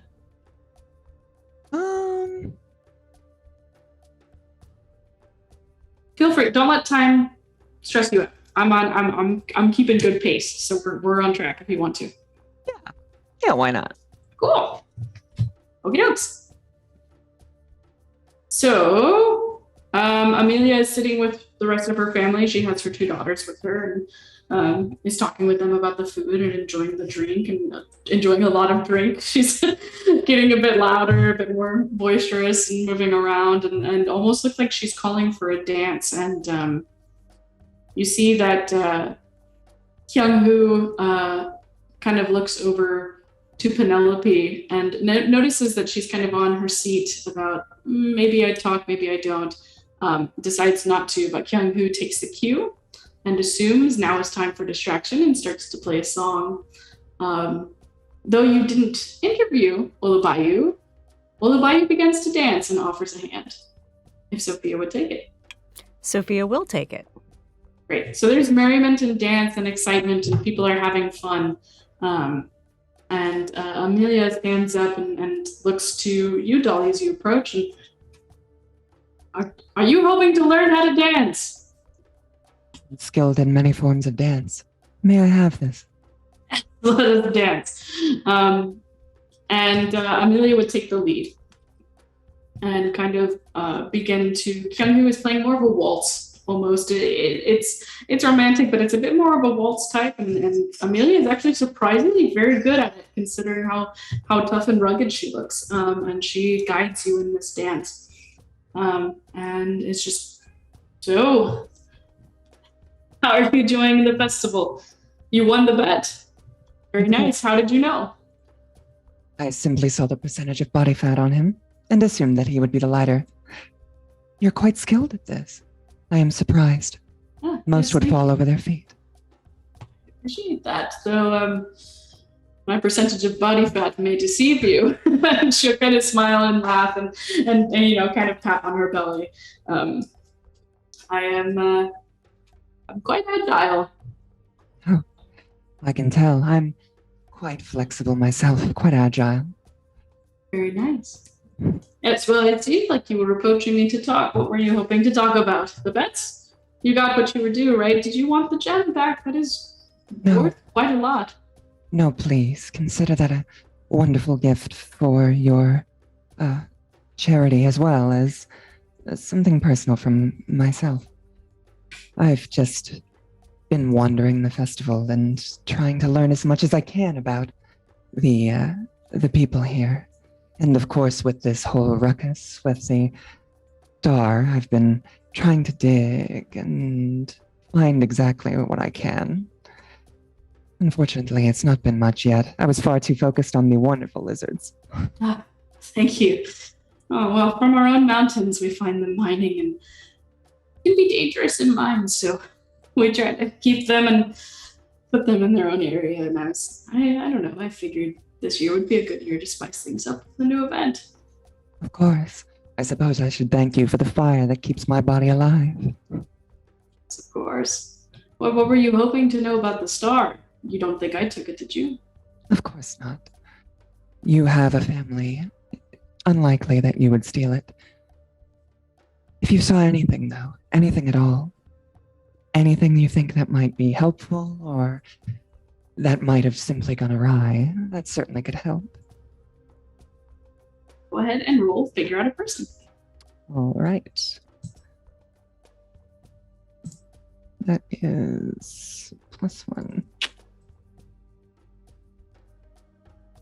Oh, good lord.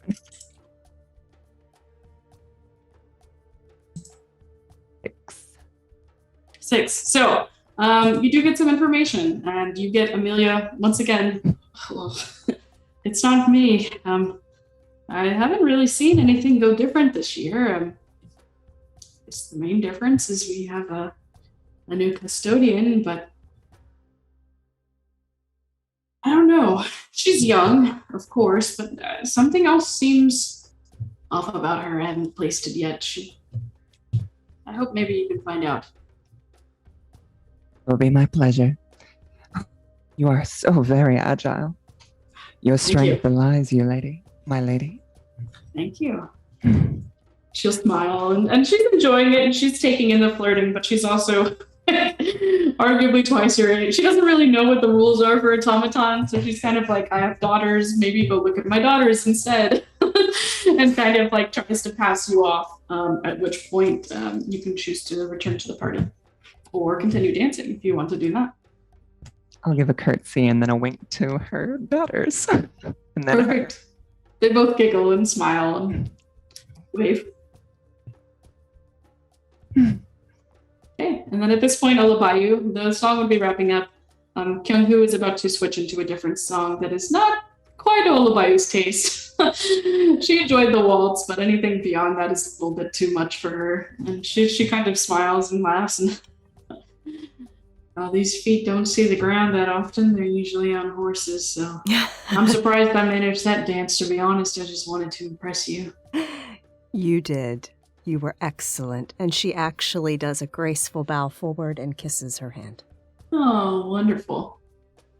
Yes, well, I appreciate the dance, my friend, and well, once that star is returned, I hope see you later. Of course you will. That's guaranteed. You didn't steal it, did you? Not at all. I didn't even steal the sword. But you're gonna find it, right? I'm gonna find it. I found the sword. I trust you.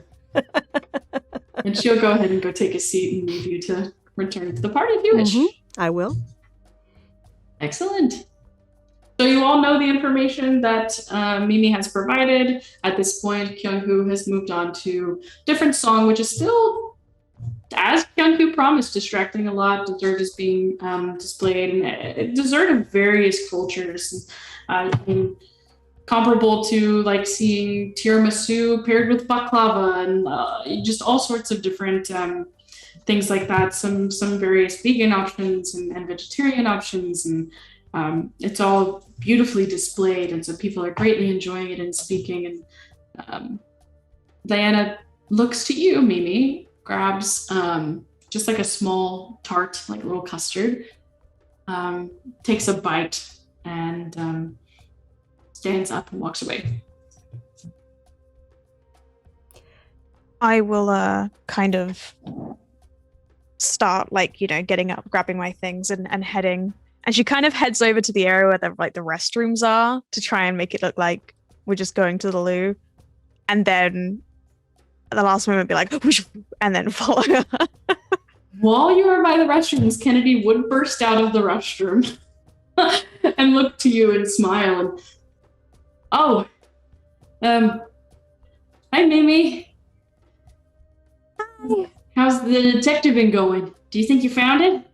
I think I'm getting close. I'm currently on the trail of something. Oh, okay. Well, let me know how it goes. I forgot to tell you this, but usually after the fifth event, there's still some time before people go home, and just like you would with some kind of meteor shower or something, usually people roll out blankets and you have a chance to kind of sit under the stars. And I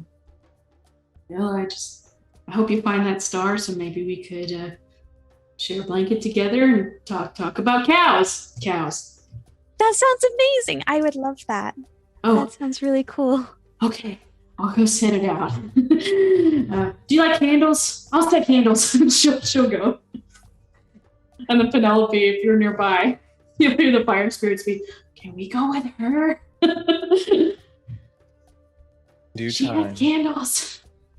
In due time. And Mimi will kind of blush and kind of hurry off and now have even more of a purpose of trying to find the star. Awesome. Sophia slinked out of the tent right after Mimi. Great. Has everyone managed to escape the tent without notice? Penelope is going to make a show of her jug is empty because she's been pouring it on the floor, and I gotta get some more water. And she's gonna get up and Sure. Dolly will give it approximately 30 seconds before. It appears I am getting a little low on power from sacrificing one of my crystals. I will return shortly. You do Reiko, that.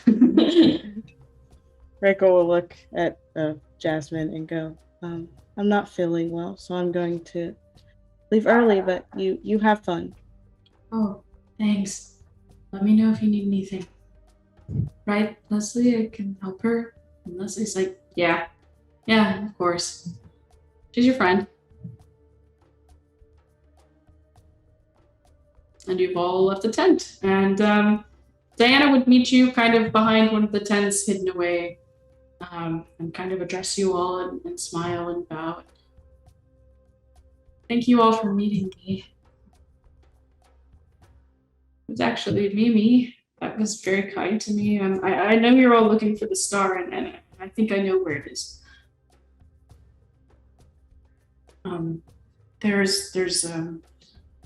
There's this cave over near the rocks. I can take you inside if you'll follow me.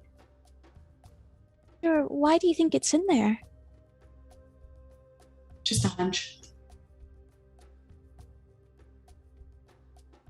That's all she Out of said. character, I'm getting such bad vibes right now. But Mimi is like, okay. Sophia's already had that, but she's going to hold that in her pocket until we get inside the cave. Sure.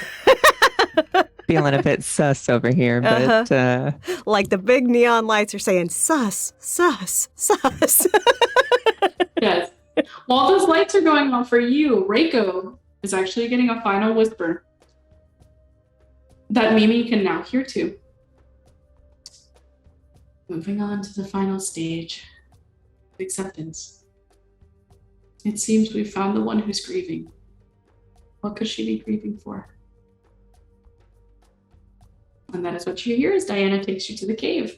And you all enter the cave, and inside, this is actually the area. Some of you, if you're more studious, have read up on this kind of thing or have heard these types of tales. This is where the Eternal Star is normally kept. So it's usually put on this pedestal out on, out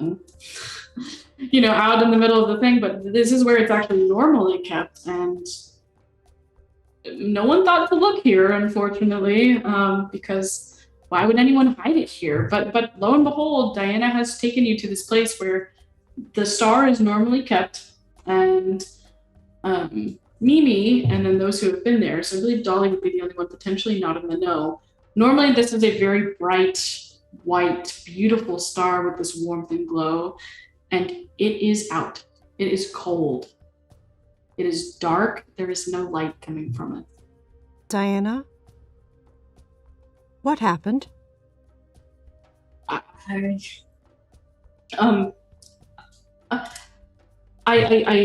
saw the star, and it was flickering, and it was confusing, and then it went out, and I didn't want anyone to see that it went out. I mean, this is a huge part of the festival. This is part of our ritual. This is part of how we help our spirits pass on. And because the star was out, I didn't want to just leave it there. I figured that would cause even more distress than if it was missing. So I took it, and I hid it here. is it missing its ignition source? Or what keeps the star alight? No one knows. It's just always been lit. I mean, it's been part of this island in this cave forever. It's been part of the people. I have no idea why it could have come out like this. I don't know. Mimi goes up to it. So does Sophia. Does it feel fragile, or is it like? No, it's heavy. It's Okay. dense. I mean, because it genuinely, it pretty much is a star. I mean, the custodians are actually gifted in such a way where they can almost like think like Thor's hammer almost, where the custodians are typically the only ones who can pick it up just because of how truly heavy it is. And because they are the custodians, they are graced with this ability to walk it and carry it. So it's not fragile. I mean, it could roll, fall on the floor and be fine. But it's cold. It's cold if you touch it, or even if you don't touch it, it's cold to the touch. Mimi, You're touching the star. I'm touching it. Yeah, I was gonna say Mimi would like go to give her like a hug and kind of wrap like her cape around it and just kind of stroke it. And even knowing that it's like not alive, she's just kind of like, it's okay. It's all right. Like just giving it like soft, like positive affirmations of like, it's all right. Don't worry. And just trying to like take care of it, even though it's like, you know, Okay, she's so- just trying to take care of it basically. Awesome. So I have confirmation that Sophia and Mimi are touching the star. Is anyone else touching the star? Sure. I was just going to measure the temperature on it, but Okay. yes. Dolly is. Reiko is not. Okay. Penelope is yes or no? Penelope is going to go over and touch it because of what she wants to do. Excellent. Who has the highest spirit? I have +2. Oh. 0. So I'm gonna go ahead and say Penelope, because she was the last person to put hand on. You are going to roll spirit. Just do a straight spirit roll.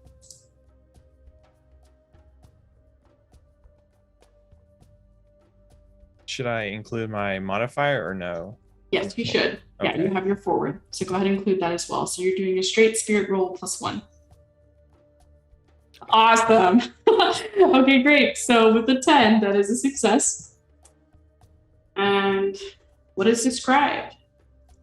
You feel this presence and this voice comes to you. It sounds almost like Jalen, like Diana, like all of the previous custodians that have come before. Suddenly, Lupulele, they're like overcoming each other. For some of you that have been to the festivals before, there was a previous custodian named Ziana, and you can hear her voice and all these other voices you're not familiar with. And it says, "The star has seen this all before and assures you it will be all right. Each participant may ask the star a question relating to the past or the feelings of any participant and gains +1 forward to act on the answer." Diana is also touching the star. So you can ask about a question relating to the past. You can ask a question relating to the feelings of any other given person touching the star. One of those 2 questions, and then anyone who is touching it will gain a forward to act on whatever answer they receive. So if you choose to act on that answer, if that action requires a roll, you'll get a forward on it with +1. So we'll start with in order of who touched it. I believe Sophia was technically the first. So what question would you like to ask?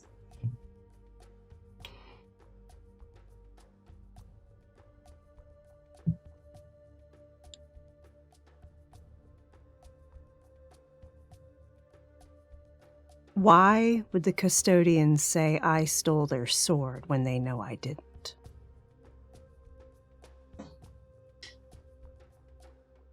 The custodians are not wholly good and not wholly evil.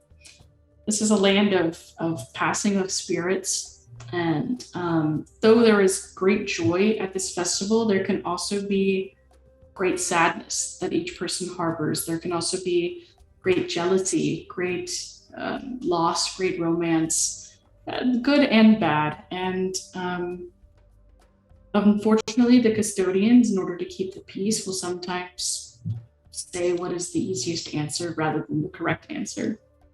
So, traitor of the seas, easy to blame, unfortunately. It was not meant with ill intent. It was meant to keep the peace. And she will lightly stroke the star in thanks for that answer and step away. Great. And then Mimi. She's like almost cuddling it, like stroking it. She's like, How can I help you?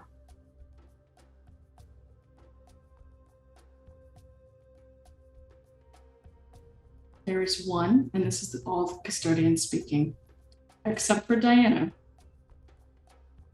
There is one of the custodians who believes it is their fault. But it is not the fault of one, it is the fault of many.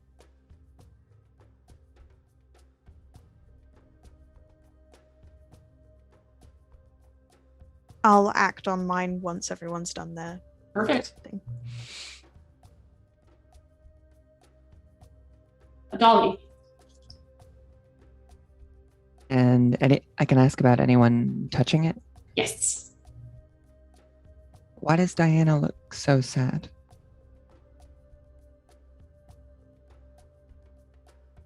She is in the stages of grief. She has lost something. Not similar to Reiko, but something, not someone. She does not know how to deal with it. Perhaps she needs help. I'll act on it afterwards. Okay, and Penelope.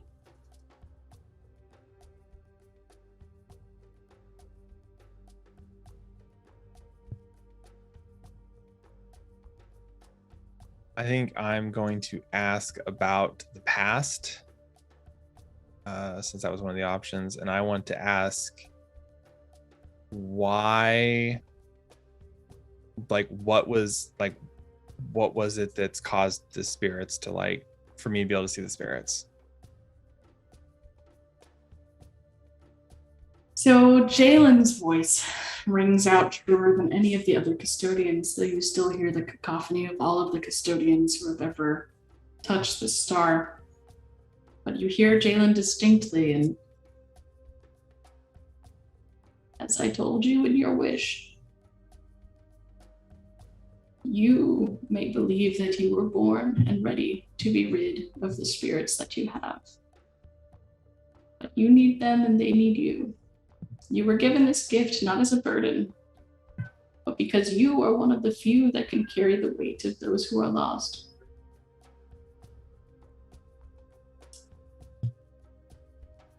And perhaps you may be lost too, and these spirits can help you as well. There is nothing truly good. There is nothing truly evil. And that is your answer.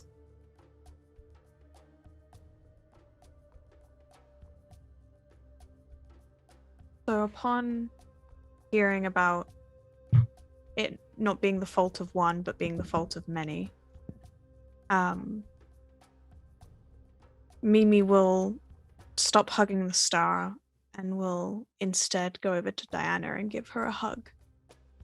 And just tell her that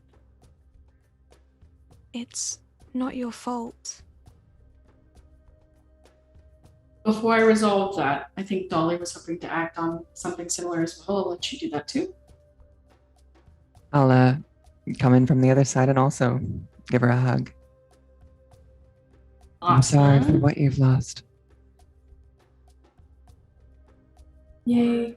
So I would like you both to roll Figure Out a Person. You both have a +1 forward, and I will take the higher of the rolls. okay. Can I be cheeky Yeah. and get my familiar to also hug? Does this count as emotional support? It doesn't, does it? No, this is falling under Figure Out a Person, because though you Don't are worry supporting about it her, then. yeah, you are supporting her and you are providing emotional support, but the main result that is going to come out of it is answers and truth and a revealing. Hold on, Great. sorry. So once again, that didn't roll correctly. Yeah, so go ahead and roll 2d6. Not good. Not the best rolls. But And a then 13. okay, we're good. Yep, you did really well. Great. With this, Diana will begin to break down. She's in tears and clutching onto you, and just beside herself, and she's crying, and eventually she steps away and wipes her tears. The custodians are supposed to be these long living people and these powerful people that can carry this star, and I've been ill. I thought it was my fault that it went out. I mean, I'm supposed to be strong, I'm supposed to be healthy, and I was just appointed to this, and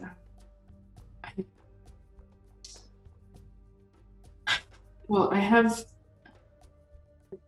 metastatic cancer.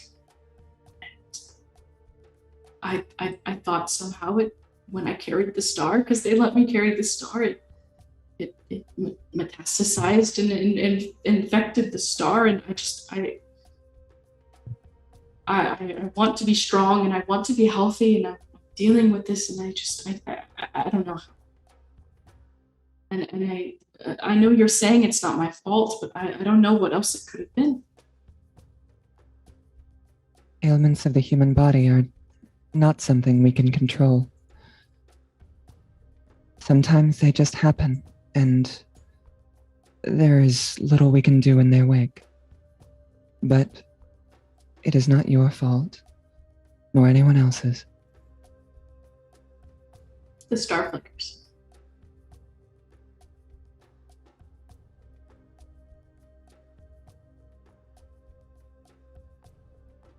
Maybe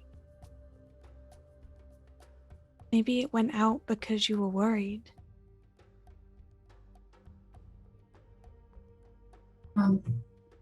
Maybe. I don't know how to do. I don't know how to solve this. The thing is that you can fight this, and you can overcome it. The star dimly glows. Go ahead. Sorry, didn't mean to interrupt. That's all right. You just need to keep fighting. It's possible.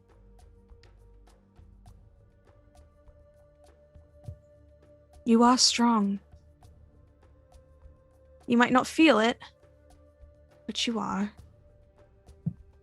You were strong enough to shoulder a burden yourself instead of using a scapegoat to carry your weight. I need to talk to your superiors. I can arrange that. She's been in this somber mood, but she smiles at your boldness, and with that smile, the star glows warmer, and you begin to feel its heat.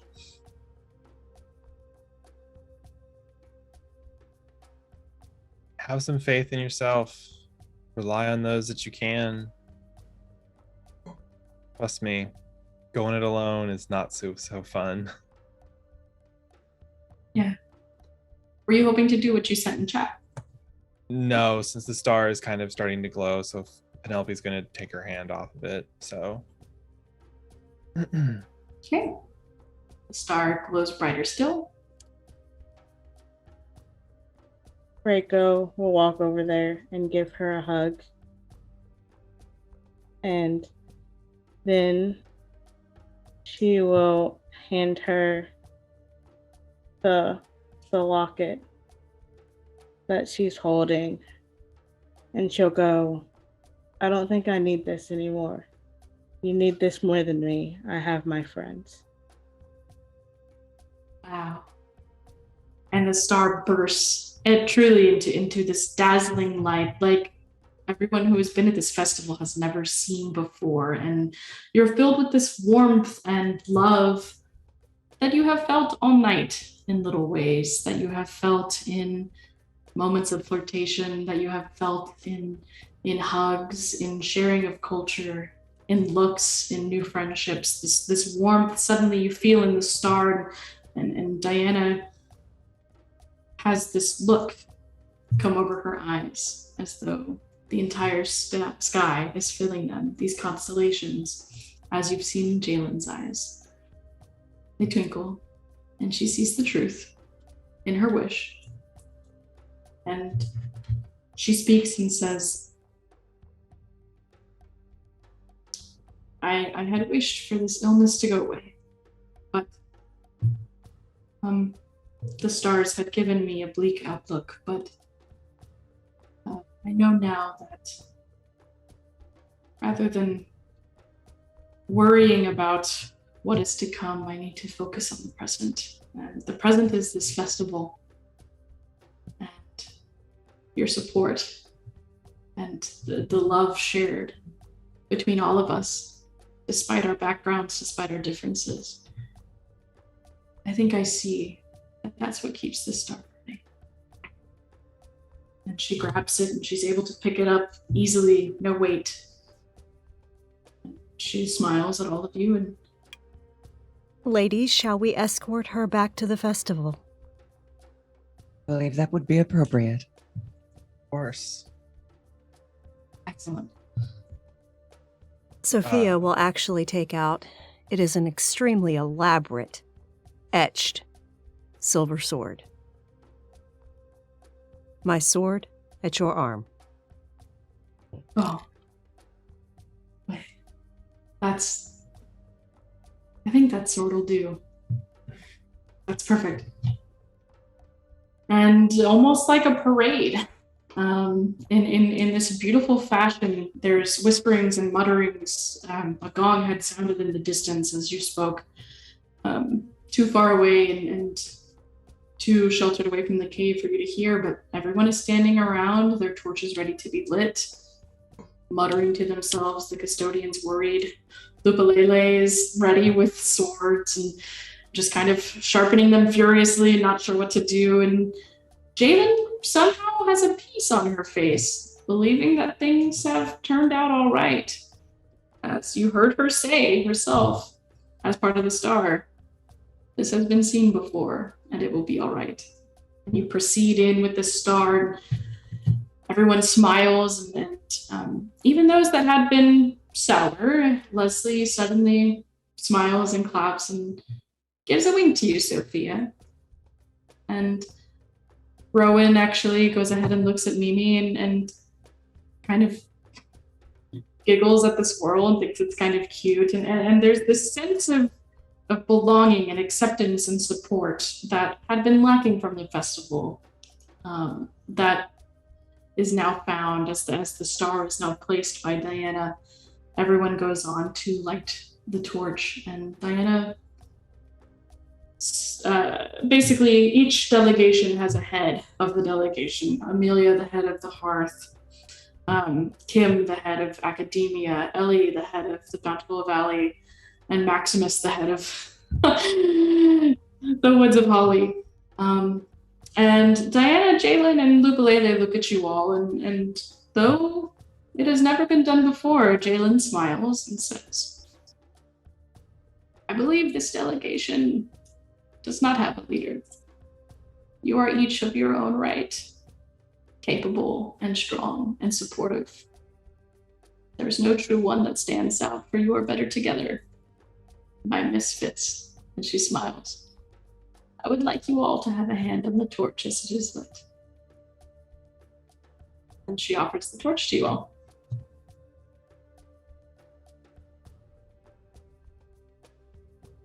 I believe that will work for all of us. Jalen smiles and gives a look to Sophia and says, I understand we have some talking to do. When you are done with whom you are smitten, who I've noticed, we may talk.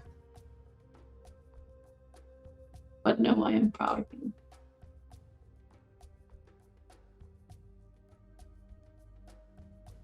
Sophia maintains A stoic expression. Yep. She's pissed. Understandably so.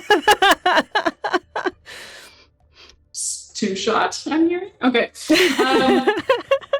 Great. So you're all able to go forward and light the torch together.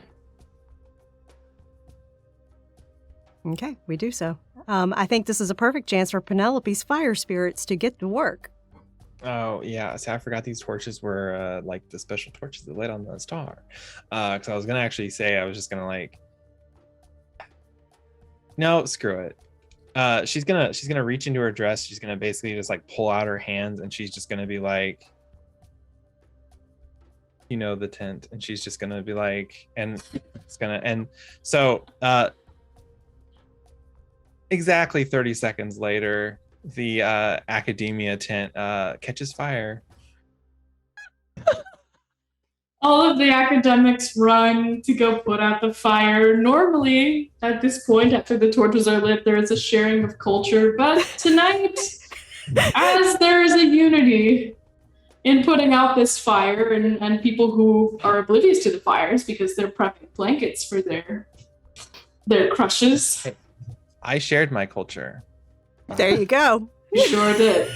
So the fire spirits go and light that tent and end up making their way back to you, and they kind of take a look at you, and before you are able to grab them into your pockets, they say, "Thank you," and disappear.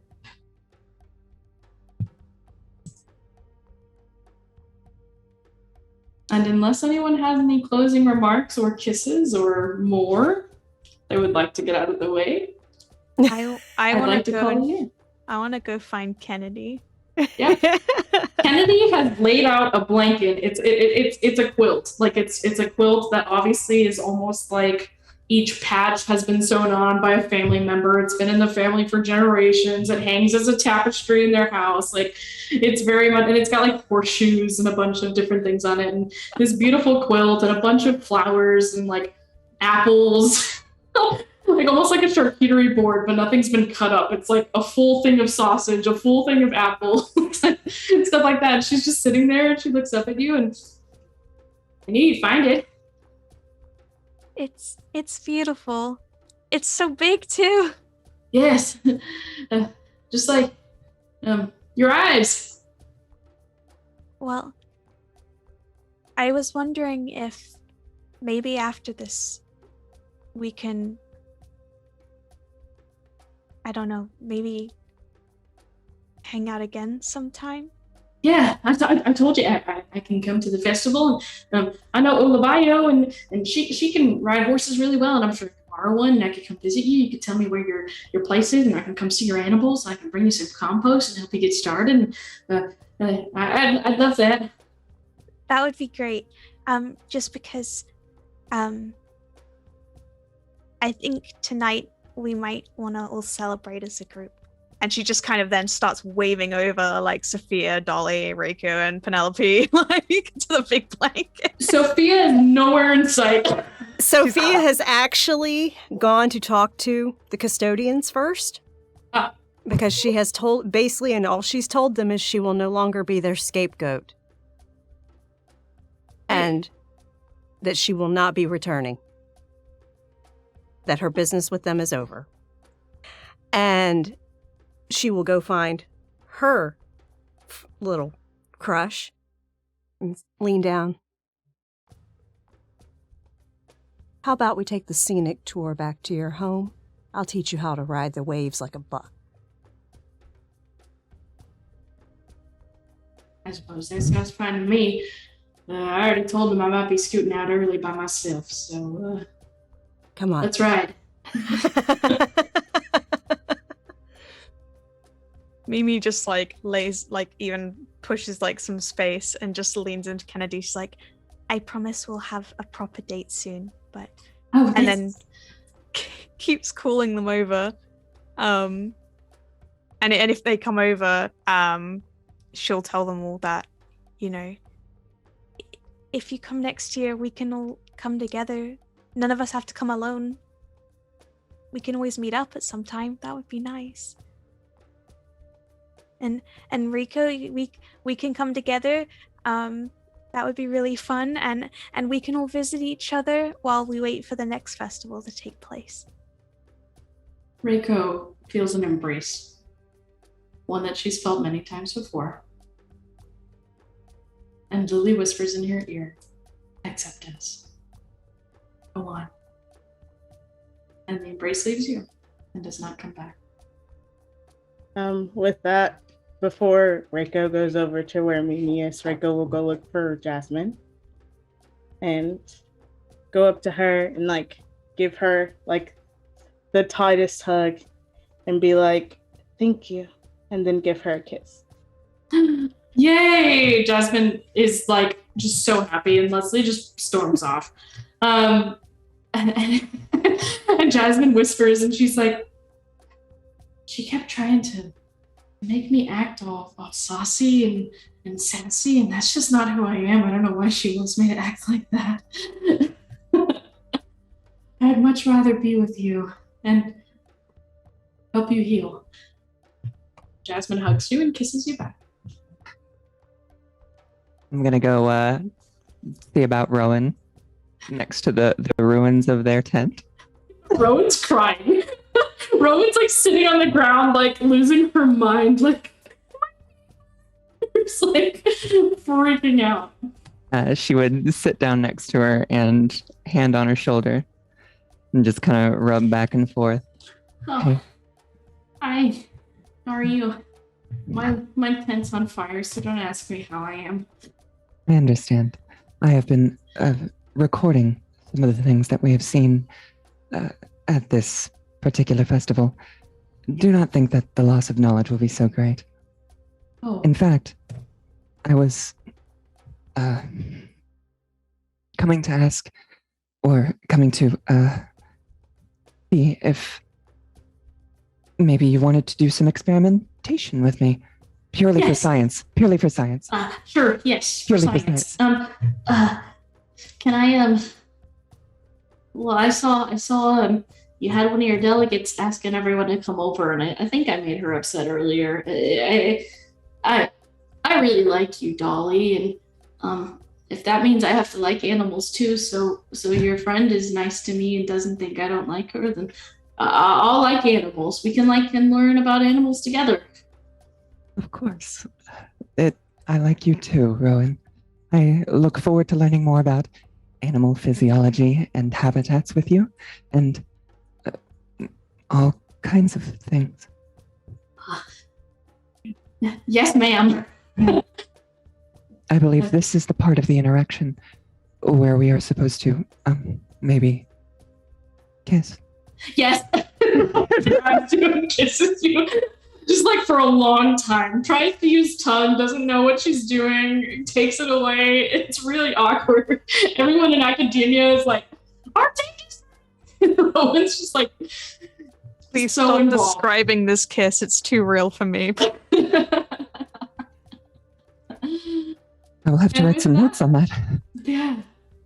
With that, I think everyone has partnered off or found their way of their own in some kind of feeling, and you're able to sit under the stars, enjoy a peaceful night. The tent has turned into embers, so there's not as much yelling anymore. And we end with a ship sailing off into the seas with a horse tied off to the crow's nest. It's keeping watch. Yes. And it's No getting, one enter. it's You do getting an not want to go in eyeful. there. Absolutely. Great. So I want to thank my players. Thank you so much. This was my GM debut. I've kind of GM'd a little bit in private, but for stream, this was my first time. I was nervous as heck, and it was really fun. So would love to do this again anytime. You did Thank you, guys. fantastic, Moira. Thank you so much for volunteering you. to run this game for charity for us. We really appreciate it. Of And thank course. you to Blue Kirby for donating during the second half to National Breast Cancer Foundation. We really appreciate your donations to help people. Thank you so much. Absolutely. And Shanky is actually going to take us out. Yeah, the lurking voice in the darkness here. Thank you, Moira, for running this on our channel and for your debut as a storyteller. Thank you, everyone else, for all the players for playing this amazing game tonight. It's been a blast to watch. Chat has been really interesting. I'm not going to say it was exactly PG. It wasn't at times, but it was great. So I hope everyone enjoyed it. Of course, if you like what we're doing here on Twitch, you can give us a subscribe here on Twitch. You can, more importantly, who gives a shit about subscriptions? If you have the money this month for a subscription, don't. Instead, donate it. I'll be frank. We don't do this to make money anyway. So rather than subscribe this month, donate it. Trust me, the donation, all the money will go to the charity as opposed to Twitch taking half of the money you donate in a sub. So I'll just put it like that. If you want to join us on the Discord, you can pop over to Discord. We do our casting calls for shows like this one and many other shows right there off the Discord. And as a matter of fact, we have 2 open casting calls right now this moment. Until Friday, my Zasser Kala game is open. It's going to be dark. It's going to be twisted. It's going to be fun. I promise not to do too much to everybody. Too bad. And then The Way Home, which is based off of a Cartoon Network show, or Adult Swim show? Cartoon Network, I think it was. Show. That one is open casting call for it with Relin. So if you want to get in on either game, please pop over to Discord and go ahead and apply for that, because let me tell you, it's fun playing with different people. We love to switch up and play with people we didn't normally get to play with. If you want to catch our back episodes, of course, pop over to YouTube. We have not only the main McStabber shows, but we have things like Haunted Chronicles, which you'll see Mimi and Dolly playing their respective characters over there. And just real quick, thank you, Dolly, for the donation to National Breast Cancer Foundation. We appreciate that. Yes, we do. Save the boobas. And if you want to catch, of course, Moira on other shows, you ought to check out the Ishville YouTube, because London Esoteric Society and Ishville, she was in both of them. So check that out. If you want to see some more Penelope, of course, Windy City. Matter of fact, that's going to come up again in the schedule here shortly. So be ready for that one as well. If you want to check out some great content, check out our friends list. We've got a number of people here that put out other RPG content that we like. Matter of fact, one of them, Ravnos Archon, you've seen him making some amazing comments in chat all night. He also is going to get mentioned again when we do the schedule portion, because he runs his own channel, but he also streams with us quite a bit. So we're going to come up with that one in a second. Matter of fact, merchandise. We have some merchandise. Trust us, we don't make money off the merchandise. We just do it because some people want to really give things. I think we make 87 cents off a shirt. That should tell you how much profit we make. We don't off jack our store. prices up. Yeah, we don't play that game. That's not what we do. So I'm going to turn it over to my wife, of course, there, so she can give the schedule. Yep. So coming up this week, again, thank you so much for tuning in for this amazing stream. This was a ridiculously fun game to play. I kick myself for not playing it sooner at this point, because this was so much fun to play. We have coming up, actually on Friday, I want to give a little shout out to Ravenia. She is running a stream. It's a 2-shot over on Onyx Path. It is a werewolf game that she has done for them to basically help promote their apocalyptic record that they have been kickstarting. So she is doing that on Friday at 8 p.m. Eastern over on Onyx Path. We will be hosting it here on McStabber Studios, but you can check her out directly on Onyx Path Friday at 8 p.m. Eastern. Then on Saturday at 7 p.m. Eastern, Shanky, the voice of God here on the stream tonight, is running a Paranoia stream at 7 p.m. Eastern with some amazing chaos gremlins in it that are just going to wreak havoc. It's going to be amazing and hilarious. And then on Sunday at 5 p.m. Eastern, it is Windy City After Dark, Season 4, Episode 5. That is the mid-season episode. And if you've been paying attention to Windy City After Dark, mid-season, serious stuff always happens.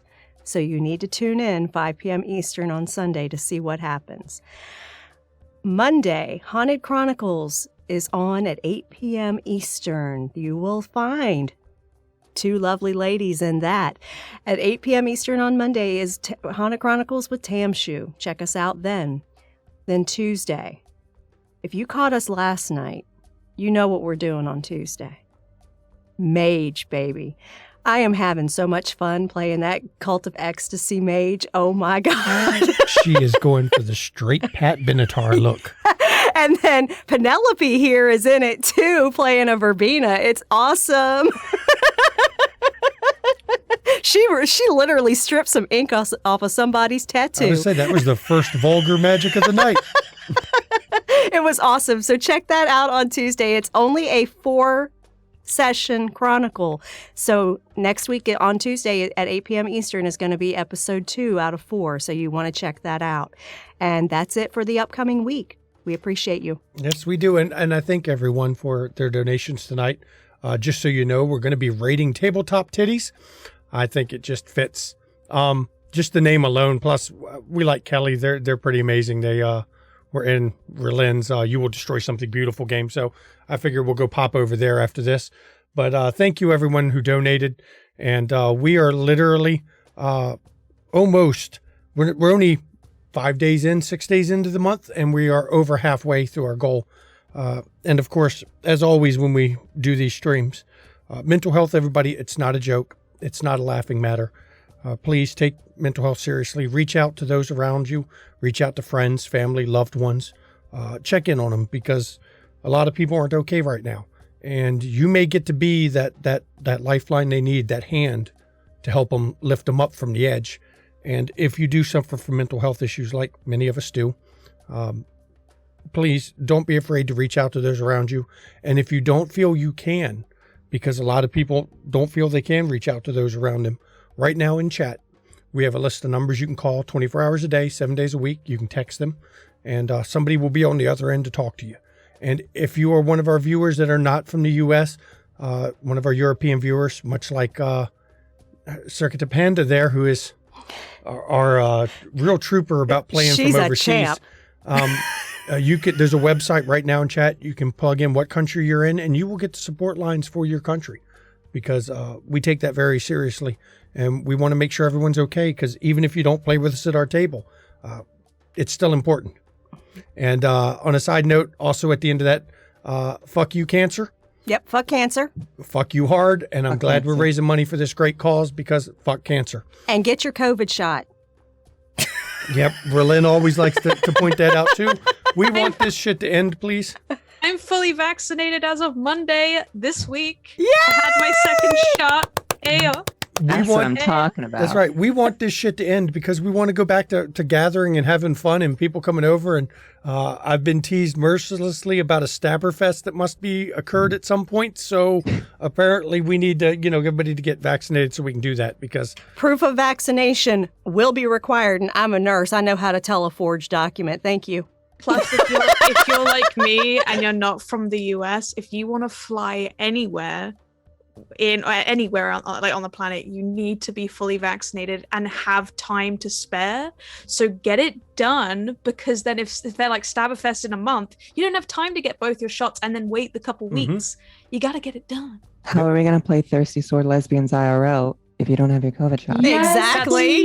That's not being streamed, though. That's not being streamed. That but see, that needs to be in person. That's just flirting in person. that's just great. that has no video game. That's just life. Let's do it. Yeah.